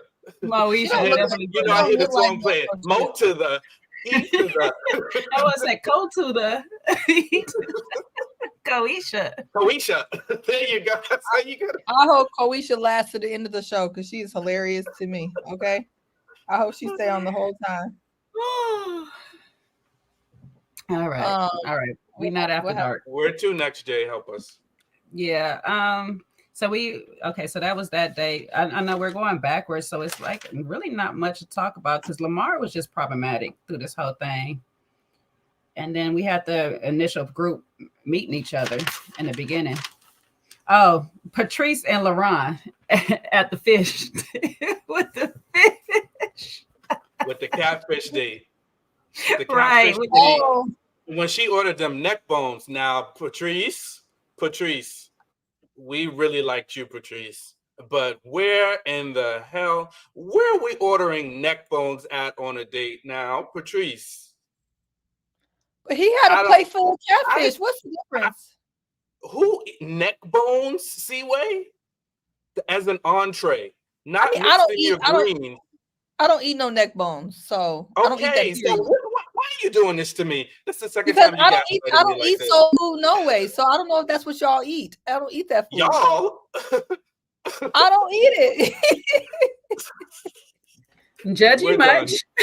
Judgy much. John took me to a soul food restaurant. I was in there miserable. And on top of that, they put corn in the potato salad, which pissed me off. It was carrots. It was carrots. But you're going to eat them whiskey wings, huh? You're going to get them Hennessy wings. Them Hennessy wings, though. Okay. I do eat some Hennessy wings. But I do not eat soul food. Dorica, what you mean, you people? You people? What you mean, you people? I understand that in the South, but I'm sorry. I've been plenty of places all up and down the Mason-Dixon line, and I rarely see neck bones as an entree. Like, not the main course, mixed in with some things, mixed in with greens. Me and Jay both agree. Jay's a whole chef. Neck bones is not your typical thing to eat as an entree, especially on a date. Not on a date. Not on a slurping. It's like it's a thing. It's Uh-oh. Oh, Jay, no. Okay. Oh, you came back. Yeah. I was about to say it's literally a finger food. You got to break it all apart. The meat is little bitty. It's a lot of meat in there, but you got to get it in between all these bones. It's too much for a date. That's a date that you like. Y'all on the way to Oh. marriage, or y'all already married. That's like one of them. That's like me ordering crab legs. No, Crab legs it's is actually a bit better. worse. Crab legs is a Thank bit you, better. Mark. Thank you, What if I gotta Mark. crack them and I'll do it? Oh my God. God bless Mark. He eats Because- that food. I don't eat. No, he he knows. said he just said it is not it isn't typical. It's not typical for a and date. Mark is from Tennessee. Not you doxing him. He said it in the comments, Seaway. You Oh, okay. why are you fighting with me today? No, I trust you. I'm not arguing with you. That's fine. That's fine. Oh, rib? Is it equivalent? Is it equivalent to No, ribs? it's worse than ribs because the meat of it's a neck, right? So it's a neck, and the meat is all edged in between the actual bones and the joints. Think of the about your neck. spine. Okay. It looked like a little. It looked the spine of your neck, like those all them bones right there, and you got just meat in it. So it's like the meat you have to get in between that whole joint process. And literally, it's not like something you could just take a knife, actually take a knife, cut it off. You can do it. You could be polite with a rib, not a neck bone. It's no Now politeness. somebody up in It's like here is somebody gonna eating the tell gristle us- of the wings. Now, see, this is the stuff that makes me upset. It was not neck bones, it was turkey necks. What is a neck bone?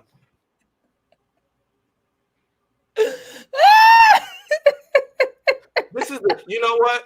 Kojo, I'm sorry you're not here because now this is the stuff that y'all be doing that just makes me so upset. Because why y'all why you want to do that? That's the takeaway. No, but don't call that person obtuse, because when I called you obtuse, you said it was the worst thing I ever said to you. But I did But call that's what somebody you wanted obtuse to do. earlier. I called them That's what you obtuse wanted earlier to do. before you got on there. No, I didn't want to call this person obtuse. I just called, they're just nitpicking. People love to do this. No, it is the neck of a turkey. Yes. And that is a neck bone. So leave us alone and leave me in this neck bone conversation. Look, Patrice wanted to eat the neck bones, but what I'll tell you is, Oh, they're what I'll clarifying. tell They you said is- turkey. Look, they said turkey necks have more. they have do more have They have a lot of meat, but it's a lot of I equate it to your literal spine of your neck. All those bones that are right there conjoined together. That's what a turkey neck looks like. But it's a lot of meat on it, and you put it in your greens, and all the meat fall off the bone by the time it cooked down and everything. And then that's how you generally eat the meat, when it's all falling off the bone. They said don't matter. Thank you. That's what I'm saying. Nobody said that there's no meat there. There absolutely 100% is meat on there. Next The case. neck bones is different because it's two different meats, but it's still it's a neck bone. It's still a neck bone, baby. It's still a neck bone. It's just turkey. Okay, so the consensus As of soul opposed to what? Right.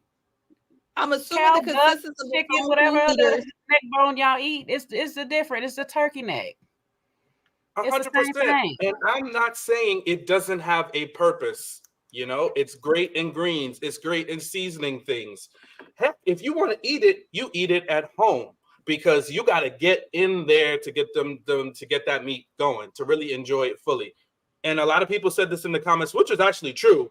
She didn't really even get into the neck bones, which is why because he she either was too busy, because he was chopping down on them catfish, and she was trying to talk to him, and he wasn't talking. So she probably waited till he was done with his catfish to go ahead and eat them neck bones.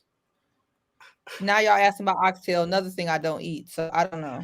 Oh man, oxtail is good too. It's tricky. It is tricky unless it's very, very tender, and it's so tender it's like literally falling right off the bone. Like, but it can get a little tricky. Some people, some restaurants I've been to, they'll pull it off, the bone for you, or it's kind of like falling. So it's falling off the bone in the dish. Or sometimes you go to Caribbean restaurants and they'll have oxtail in their rasta pasta. It's just it's not as a struggle. But yeah, if you got to struggle through them, you got to get in the bone. That's how you typically have to eat it to really enjoy it. You got to slurp it up like that. Mm-hmm. Got it. Well, what I will say is, getting back more on the topic, I was kind of surprised to see that Trey want to know what I do to eat. Chicken wings. Chicken wings. If you want to take Seaway out and have her delighted to pieces, you get her some good Hennessy wings, and you get her a nice drink, and she is happy as can be. And I eat a lot of seafood, but not a lot of, anyway, it's not about me.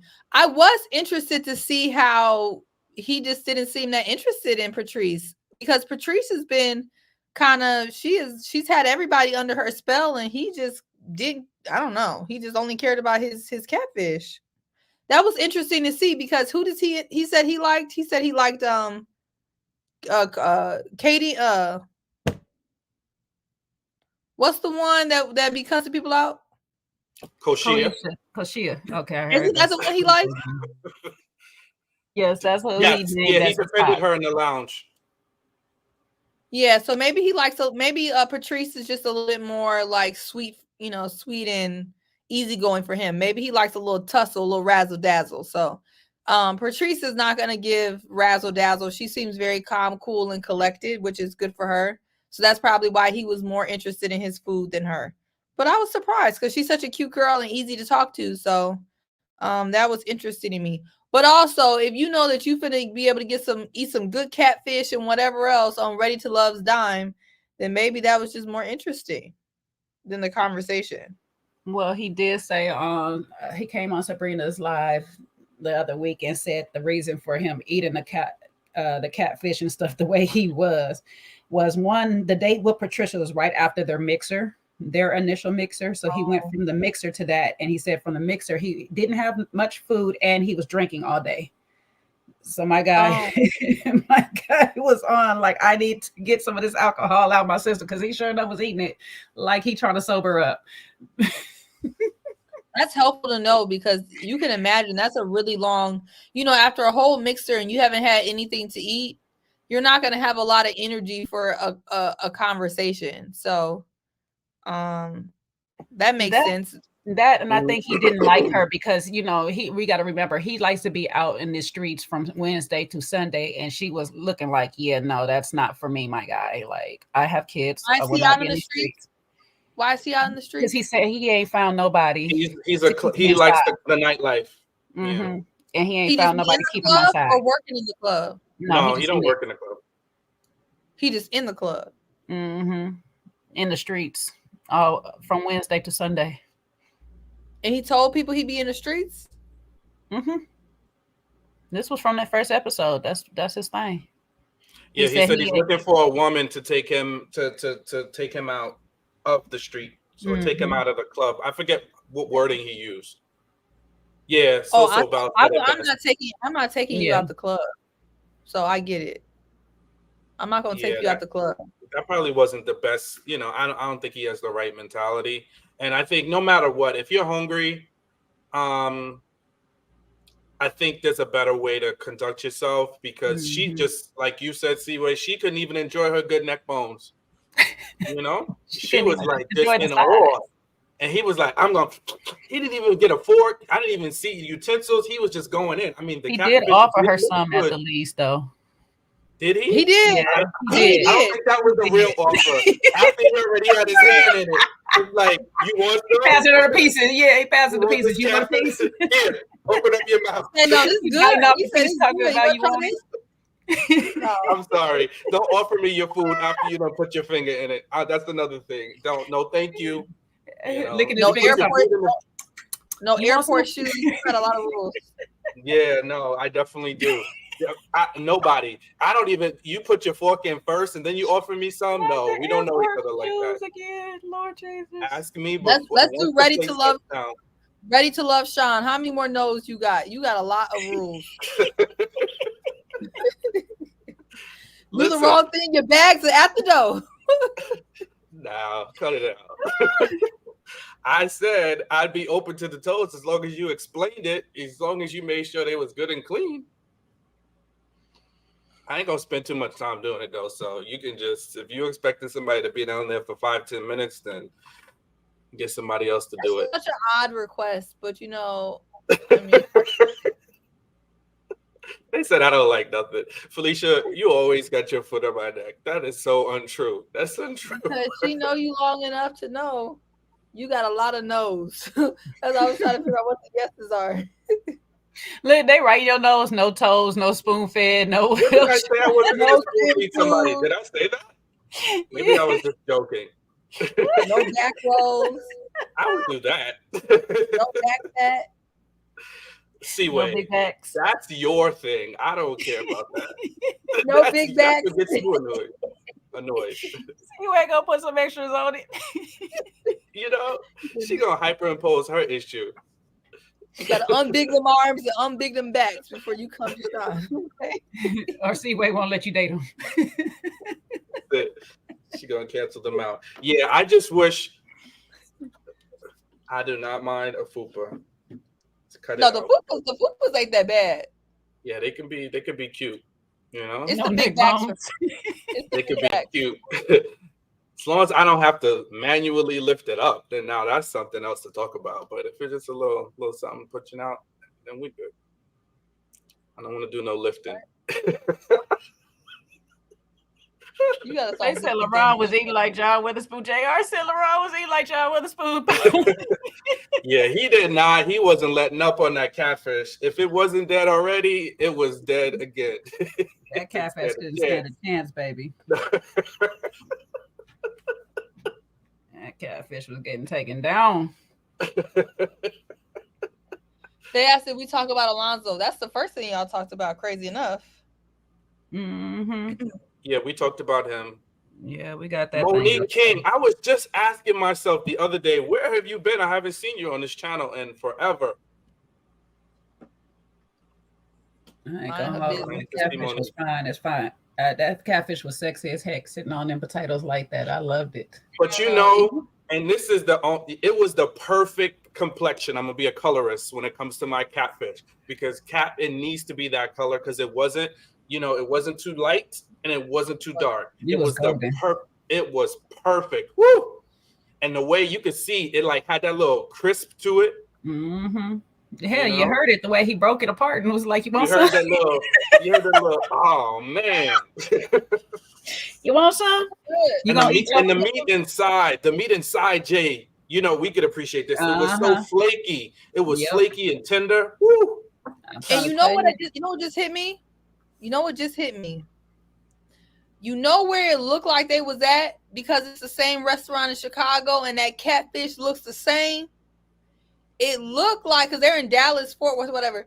It looks like they was at Kitchen and Cocktails. No, he said the name though. No, it wasn't. I gotta go back to Sabrina's channel. He said the name over there because they asked him where it was. I don't think it was that.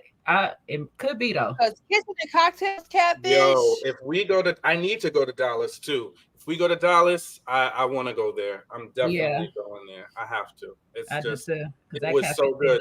Because they have a Kitchen and Cocktails in DC too. It's DC, Chicago, and Dallas. DC's the newest one. I've been to the one in DC. Well, y'all Dallas folks, tell me if that was it. I don't know. I guess it wasn't, but they got some good catfish. Vanessa and Chaz, did they have something going on this episode? Did they? I don't remember them. Chaz was. I only remember him talking to Lady at the beginning. No, you talking about Will talking about Vanessa looking like Barney in the weight room. Oh my gosh, that was the worst reference ever. I don't think he meant anything bad by it though. I think he was trying to give her a nice, but he don't. Poor guy. Why he say that? She looked like Barney in the weight room. What? He said Barney. I didn't hear the weight room part. He said yes. He said Barney in the weight room. I don't know what he meant by it, but I was just like, how is this a compliment, my guy?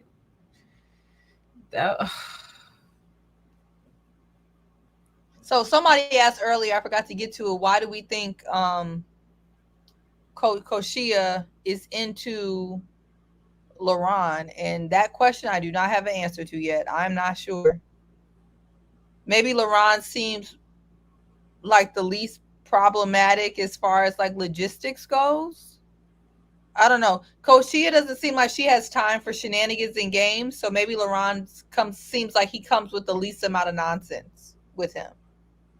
Or maybe she likes projects she can fix up, because some of us like them things that we think we could change. Oh, he's in the club, I can get him out. Okay. Be mad with yourself later on. And LaRon don't look like he gonna tussle with her, because she don't look like she want to tussle. Like she don't. I mean, she wants to tussle. But I'm saying like she don't want to. I don't think she wants that type of back and forth in her relationship. And LaRon seems like he'll be more, trainable. I hate using that word, but amenable, more go with the flow. He just seems like he just has less undercurrent BS. I think Alonzo has a lot of undercurrent nonsense going on. Jonathan has a lot of undercurrent nonsense going on. And after what she said she'd been through with, what was it, her ex-husband that was hiding them 4 kids? I'm sure she just doesn't want to deal with men and their secrets and their lies. And I think there's a couple of the people on this show that look like they got some secrets and some lies going on. Exactly. She has 2 kids. She don't need another one. So, and there's definitely something up with Alonzo and LaRon?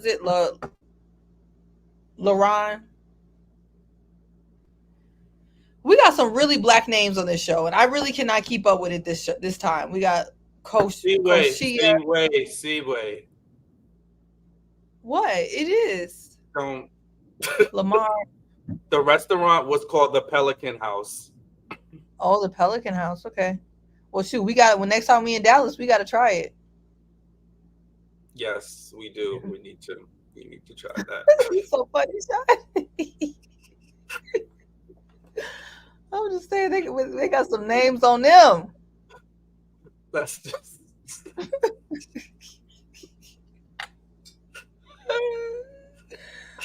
Well, I don't know where is Jay? Jay had to go do something, and now I'm lost. Who are we talking to? We were talking about LaRon and Koshia. Right. Yeah, I mean, I think that was all the dates. I mean, and then we got the elimination date, which I think you guys already talked about. Eliminating April, and she got up, and I just don't. I don't know. I mean, audience, what else are we missing? I don't know. I feel like this episode kind of flew by. I'm interested to see though why Koshia and Alexis end up getting into it next week. I cannot wait to see that. Probably over LaRon. I mean, she did say in the previews that she has a problem with everything. So I don't know. That's what they said they were arguing about. Can we talk about why Patrice is digging Alonzo? I don't know. Did Patrice like Alonzo? I remember. I think she did a little bit. Oh, that's right. Yeah, because it looks like he's going to propose to her or something, but I can't take him seriously. But again, y'all have to remember, Patrice said that she likes younger guys. And I think Alonzo is a few years younger than her. So if you remember that, she does like younger guys. She likes that energy. I think she's able to tolerate some of his banter. You see, because like you said earlier, Seaway, about Patrice's disposition, like she's just easy, kind of light, easygoing, kind of way about her. She doesn't get her feathers don't get ruffled as easily. So I think she can deal with some of his antics, and then he's gonna, he won't feel rejected, because I think we'll have a semi-serious conversation. But I think from Alonzo's perception, he seems like he was the class clown, and he did it to get attention. So he keeps this narrative and this behavior going into adulthood. And in adulthood, it becomes severely annoying. When you are the class clown in real life, we all have probably interacted with people like that, worked with people like that, have people like that in our families, friendship circles, where they are the class clown 24/7. It's draining. However, somebody like Patrice, she can tolerate it because she has that kind of like easygoing kind of energy. She probably thinks his jokes are funny. And I think that's super important. I think you know, if they're gonna make it work, those two can.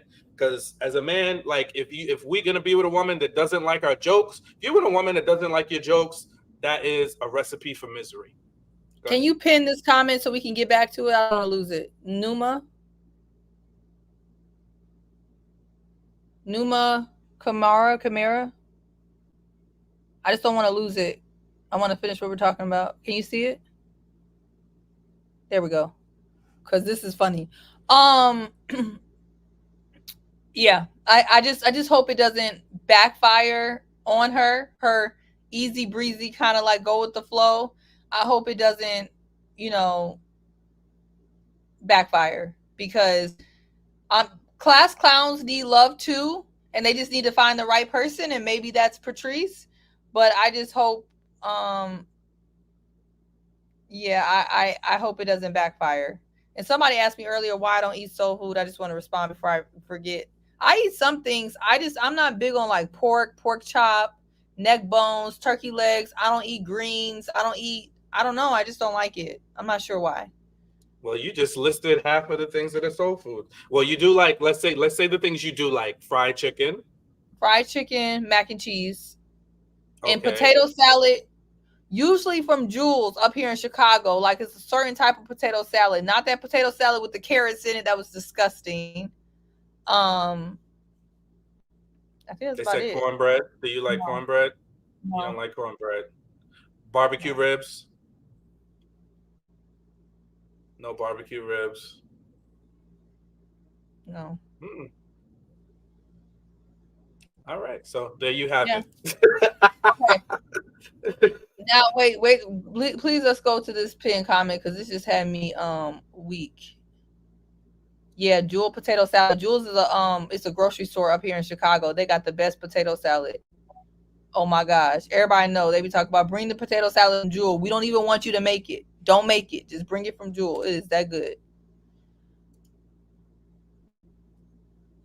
No, not candy yams either. I know, throw me away. So can we talk about Vanessa? So can we talk about how Vanessa says she wants to wait for marriage and is given innocent church lady, but has 3 kids, 2 baby daddies, and one of her kids is a teenager? Child, that be reminding me of the people who go on Kendra G with that mess. They be talking about they want a husband and they done did everything wrong for the last 20 years. I peeped the same thing. I don't know what's to Vanessa, but things ain't adding up. She definitely trying to give Michelle Obama vibes, but the history ain't historying. So I don't know. I peeped that too. I'm not gonna lie to y'all. Now, I don't think she has 3 kids. I thought there was 2. I thought it was 5 and 16. Jay, I know you're the fact. She got 2 boys. Yeah, that's what I thought. But y'all don't give her 3 kids. But she just got 2. I mean, she was married. I think the younger kid is with the White King, I think.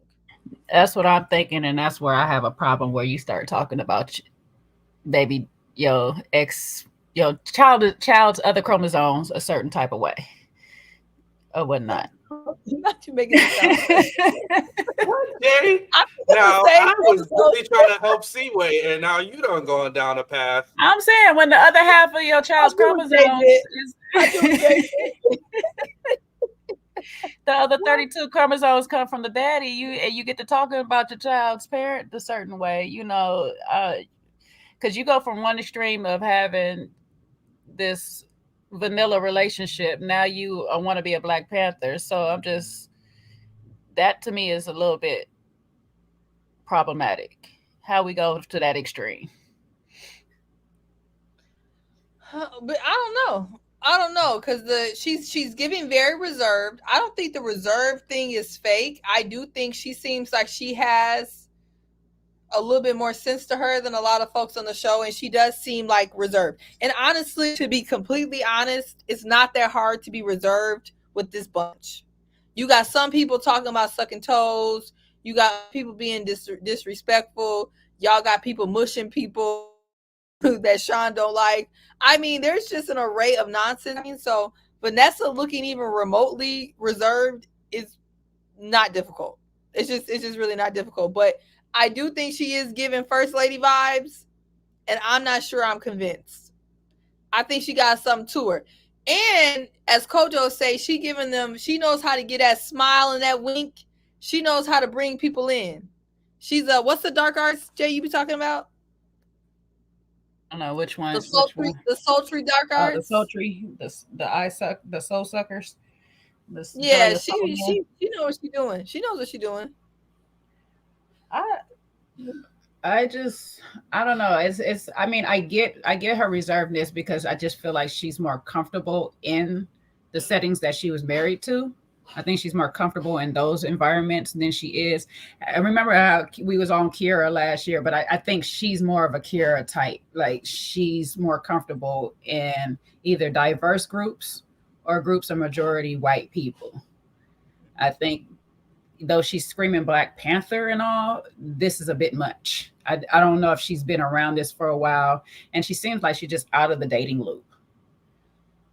She just has no clue of what's going on out in this world. She just jumped into this pool and is trying not to drown at this point. And unfortunately for her, they she wants the worst pool ever.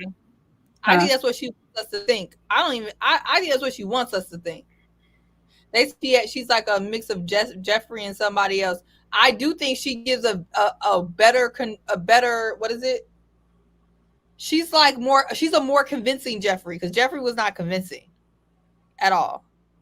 Yeah, I agree with that too, Nessa. She said that she likes to think a lot. She gave me very Taurus vibes. That she always putting all thought. She got to think everything through. Everything has to be planned out.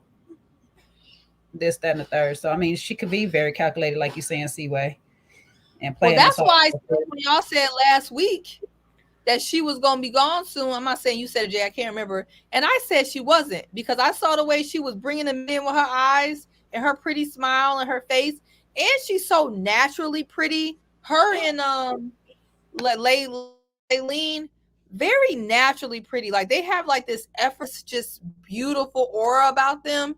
And I think men like that, especially in a day where I feel like everybody's doing the most with their look. She's definitely going to be on here a while with her like natural beauty and her vibe and her just put togetherness. She gonna keep them interested. I don't know how long it's gonna last, but she gonna keep her. But I would love to know what happened with the first baby daddy and what happened with the White King, because there's a lot going on. It's a lot going on. That was a good question. See, y'all, we just need a little help. We just need a little questions. That was a really good question. That's right. We didn't see much of Laylin. Jay, did Laylin show up on this episode? Only in the beginning with Chaz talking about that they were so connected out of nowhere when she wasn't his top two. I'll give her top three because we know they get a secret three, but he said that they, yeah, she coming, that they were real connected or whatever, but just at the mixer. I was surprised that she wasn't at the top of more people. I guess she wasn't. Patrice, I mean, I guess it's only who they showed, because right, they give 3 people. She's Dominique's top. And that's the only person that voted for her this week. Patrice got most of the votes. Yeah, interesting. But, you know, they show us what they want, so she could very much be on a lot of people's tops. They just give us the ones that they want to show us. Especially if she's not going home anyway. They won't focus on her. Mm-hmm. Today's episode was all about Patrice, so we'll see next episode. It'll be... Yeah. It was Patrice, Lamar, and Jonathan, pretty much. She's probably not as... You won't see a lot of the drama, you know, so maybe it'll pick up later. Mm-hmm. Which one is Dominic, y'all? Help me out. Which one is that? That's the one that want the 2 to 10 kids from the first group. The dark skin dude? Yeah, he's traveled. He liked to travel. He's like no kids. Who was he at that date with? They were by the pool. He was on a date with April, and she had that funny comment. April he had the church comeback God don't ordain all them kids for her. Mika, he was the top in the first mixer for. And we didn't get a lot of Mika, at all.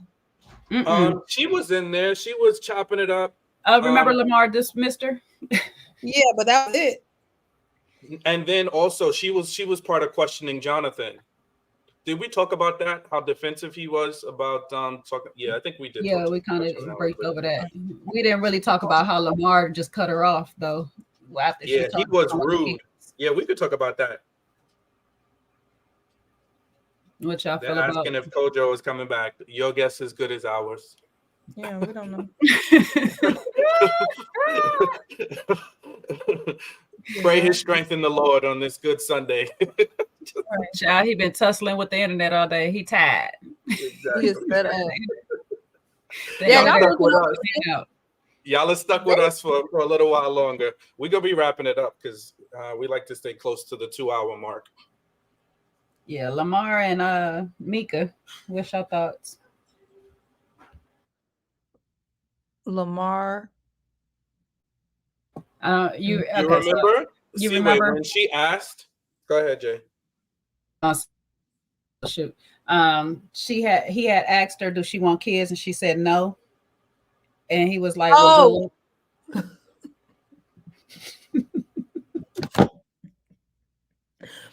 Okay, so let's talk about this. Kendra G gets on women all the time about this. I think this is actually a worthy conversation.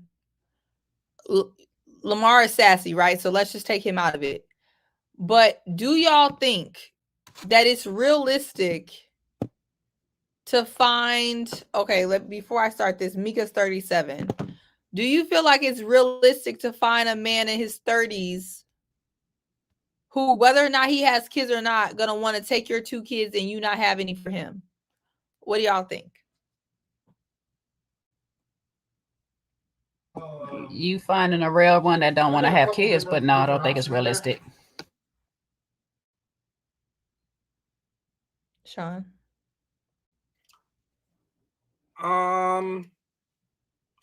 Yeah, if he doesn't have kids and you don't want to have any more kids, yeah, somebody said he has to be a 50-year-old man. Yeah, the guy would just have to be older. You know, can it happen? Yes. It's a very small pool, though. If that man doesn't have kids already, it's a very small pool of men that are gonna wanna be in that kind of relationship long term. Yeah, because I tend to find that men that don't have kids still be wanting them more so than women after a certain age. Like men are still going to their late 50s and still want a kid. Whereas women, you know, we have our reasons as why we don't when we get older. So. Now, I do think you could probably find a man, like y'all said, in his 40s, maybe mid 40s or 50s, who already has his kids, and maybe his kids are the same age as your kids, and then y'all could put it together and it'll be fine. But I think you have to be very conscious about that, because to me, I just don't understand why, especially if you weren't married before, like how you think you're going to take your 2 kids to a man with no kids and be like, I'm just not having any more kids, and that's going to work. I see a lot of that, and I just don't think that's realistic. I don't think that's realistic, especially if you're looking for marriage. Now, if you just want some light, situation, you keep your house, but you have a boyfriend, how the people had back in the day, they just had their boyfriend who lived down the street. I mean, if you want that situation, I think that'll work. But if you want the man to come into the house with your kids and be, I don't see it. I don't see it.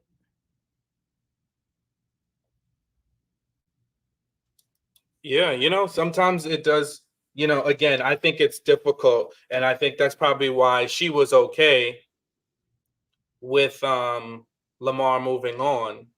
But isn't there a guy, I don't know if Seaway or Jay, y'all know, but I think there's a guy that she's dating or like she's starting to get to know and like that wants kids. Doesn't she like Dominique? Yeah. Which definitely 2 to 10 to her 0. I'm not sure what they're doing. Yeah, did they not have that conversation? I guess they will soon. Yeah, I think that's also what really complicates Ready to Love. The age range, there's just so many different things going on in this age range. You got people who've had no kids, you got people who've been married twice, they got 5 kids. Like there's just a lot of different stuff happening. And I think that adds to the complication. You almost need to like double the pool to kind of regulate for this issue. What were you gonna say, Sean? You look like you're gonna say something. I think I forgot what I was gonna say. Oh, you had an epiphany. Oh yeah, no, I was saying and then the other guy was married twice and no kids. I'm confused about how that happened. Which one and was he that? wants kids. Lamar. Lamar. The same guy that dismissed her when she said she don't want none. Yeah. The same one that's been counting all episodes. I think it was, I don't know who said this. Was it, I forget which content creator I was watching. I don't know if it was Tammy Talks or, so forgive me if it was you, Tammy Talks, or if it was Married 10 Years. But somebody said, I don't think it was Married 10 Years because I don't think anyway, either one of them, someone said that maybe she's moving, maybe she's open depending on the guy. And somebody else said this in the comments too. So maybe she's willing to, change her stance if with the right guy. So maybe for Lamar, she was like, yeah, I don't like you anyway. So yeah, no, I don't want kids. And that's a hard no. And I'm fine with you moving on. Yeah. I mean, I would have just dismissed him as well. So I get it. So that could be it too. I also think that, I saw in, there was a brief clip of Mika when she was saying, she's really, she's not out here in the streets. She is, she's really, really serious about staying home, and she's I think doing that's stuff. she was telling that to Jonathan. Yeah,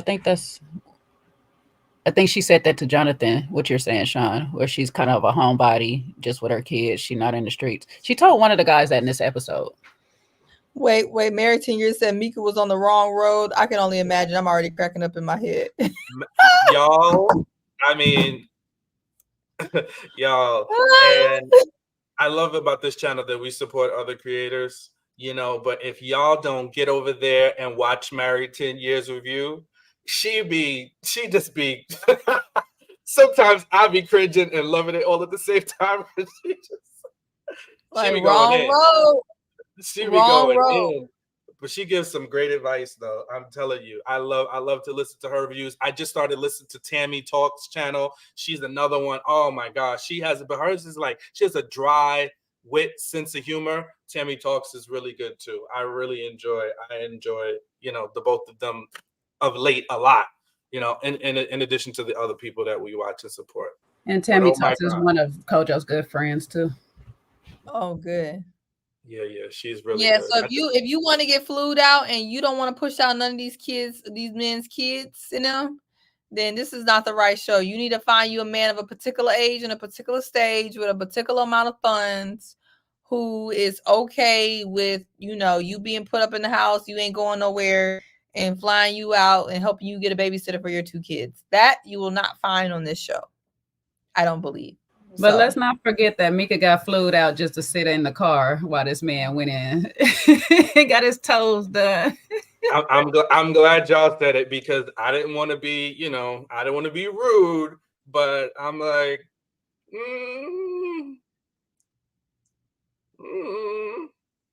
I don't know. I just see some inconsistencies with what Mika was saying versus how it really is. It almost gives me like she's a baby Vern, Vern talk about one day she's in the house, and then she's outside in the house outside.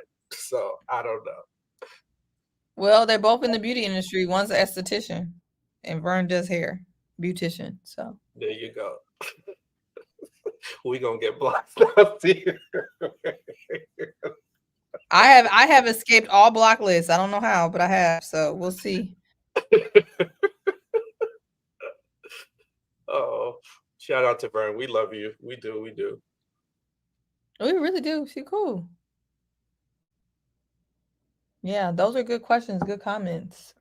Ciao. All right. Anything else? Because I think right now we just on the phone. You know, when it's you on the phone and you ain't got nothing to talk about. Now we just yapping. We all on FaceTime right now, y'all. We just coming up with things to talk about. It's like, you know, and that one person says, "Oh, I'm gonna let you go." No, you're not gonna let me go anywhere. You're leaving. Stop. But one more thing, you know how they come back. But one more thing, let me just ask you this: don't let me go. You go. They done gave us some good comments. So you know, we pop back in and we say a little something. But yeah, Kojo's fine. He should be back. He should be back home soon. So I think once he's back, we'll get all on the same wavelength, good internet, and we'll be good to go. His sleeping patterns will be, you know, he'll be more on back to the regular scheduled programming. No, he's fine. He's just he needed a good rest. It's hard to do all this and then be out and enjoying yourself and stuff, and then trying to be on live. It's, you know, it's tiring. So yeah, his flight, well, technically, I think it's today. It's Monday in Ghana, so I believe he leaves today. But if y'all concerned, blow up his DMs. Yeah, let him know. Let him know you missed him. Yeah, you know what's the even better way to let him know how much you cared about him? Let him know how much his presence was missed. You take this here good live, you forward it, you send it to your friends, you make sure you like this live. Like the live, leave a comment. Help this good, beautiful channel get to 100,000, because we see plenty of other channels out there, and we don't want to hate on anybody else's blessings, but they just jumping and skyrocketing over 100,000 and above, right? Let us get this little black book to 100,000. We are less than 20,000, a little bit less than 20,000 to get there. Let's do that. You know? Can we just do that? Can we just actually, and it's free. It don't cost nothing. Don't cost nothing to subscribe. It don't cost nothing to forward this. It don't cost nothing to like the live. So please, we could just ask y'all that, you know, as we bring all of our tithes to the storehouse, you know, please. We appreciate y'all. We have a good time here. Any closing remarks? If you've been watching, last thing, if you've been watching, but you have not left a comment in the live, and you have not left a comment on the YouTube page, leave a comment if you're a first-time commenter, whatever. We do this every now and then just to see the people that we don't, you know, who be ghost watching but not talking. We want to know who you are. There's a lot of y'all who don't talk. It'd be the same people who talk. I love y'all who talk, but we love to see the new folks if you normally don't chat with us. So here's another hint too to help the algorithm. If you go back and watch some of the old videos, even if you like and subscribe and hit the bell already, that will help when you are sitting screaming. I don't get the notifications though I hit the bell. And go make sure that you're still subscribed, because some of these channels, the YouTube has been unsubscribing people from people's channels. So do make sure that you are still subscribed to the channel as well, and the bell is still hit for you. And while y'all at it, y'all can go over to Another Round JS and subscribe over there too. Thank you. Yes, please go support this channel. I'm always over there. Please go to Another Round JS. And yes, me and C-Way and L said cut up over there. So if y'all want to laugh with your big cousins, y'all come on over there with us. We cut up. We have Shine over there from time to time, but he be too appropriate for us.